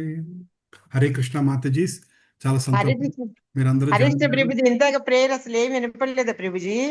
ఏదమ్మా ప్రేయర్ ఇంతక అసలు ఏమి వినపడలేదా? లాస్ట్ లో ఆగిపోయిందమ్మా కాసేపు. అది నెట్ సరిగ్గా లేదట్టుంది ప్రభుజీ. అంటే 90% వచ్చిందమ్మా, జస్ట్ కొద్దిగా ఆగిపోయింది అంతే, మిగతా అంతా బాగా వచ్చింది. చాలా చక్కగా చేశారు ప్రేయర్ మీరు, చాలా సంతోషం. అట్లా కాదు ప్రభుజీ, నేను అసలు ఏమి వినపడలేదేమో అనుకున్నాను. మొత్తం వినపడిందమ్మా, జస్ట్ లాస్ట్ లో ఒక శ్లోకం వినపడలేదు అంతే. ఆ తర్వాత మీరు అందులో లాస్ట్ 2 లైన్స్ వినపడలేదు అంతేనమ్మా. అజ్ఞాన తిమిరలో లాస్ట్ 1 లైన్ వినపడలా. మళ్ళీ మీరు నారాయణ నమస్కృత్యం చేస్తున్నప్పుడు కూడా మధ్యలో ఒక్కసారి ఎక్కడో కట్ అయింది అంతేనమ్మా. దట్స్ ఓకే, ఏం పర్వాలేదు, చాలా సంతోషం. హరే కృష్ణ అమ్మ, మనం మళ్ళీ వచ్చే వారం కలుద్దాం. వచ్చే వారం భగవంతుడి దయతోటి మనం శిక్షాష్టకం కంప్లీట్ చేసుకుందాం. రైట్, మీరు కూడా ఒకసారి ఏమన్నా, అఫ్ కోర్స్ ఇది చాలా నెక్స్ట్ లెవెల్ క్లాసులు ఇవి, మన భక్తికి దాటిన పరిధిలో ఉన్న భావభక్తి, ప్రేమ భక్తి, అనన్యమైన భక్తికి సంబంధించింది. సో బట్ స్టిల్ మీకు ఏదైనా తెలుసుకోవాలంటే అడగండి, నేను తెలుసుకొని చెప్తాను. నాకు తెలియదు ఏమైనా ఉంటే ఇంకా పెద్దవాళ్ళని అడిగి నేను మీకు ఆన్సర్ చేస్తాను. హరే కృష్ణ కృష్ణ హరే కృష్ణ కృష్ణ. Hare thank you Hare Prabhuji. హరే రామ్ హరే రామ్ రామ్ రామ్ రామ్ హరే హరే. హరే అమ్మ. Thank thank you you. Hare Prabhuji. Krishna. Hare thank you Prabhuji. Krishna. దండవత్ ప్రణామం.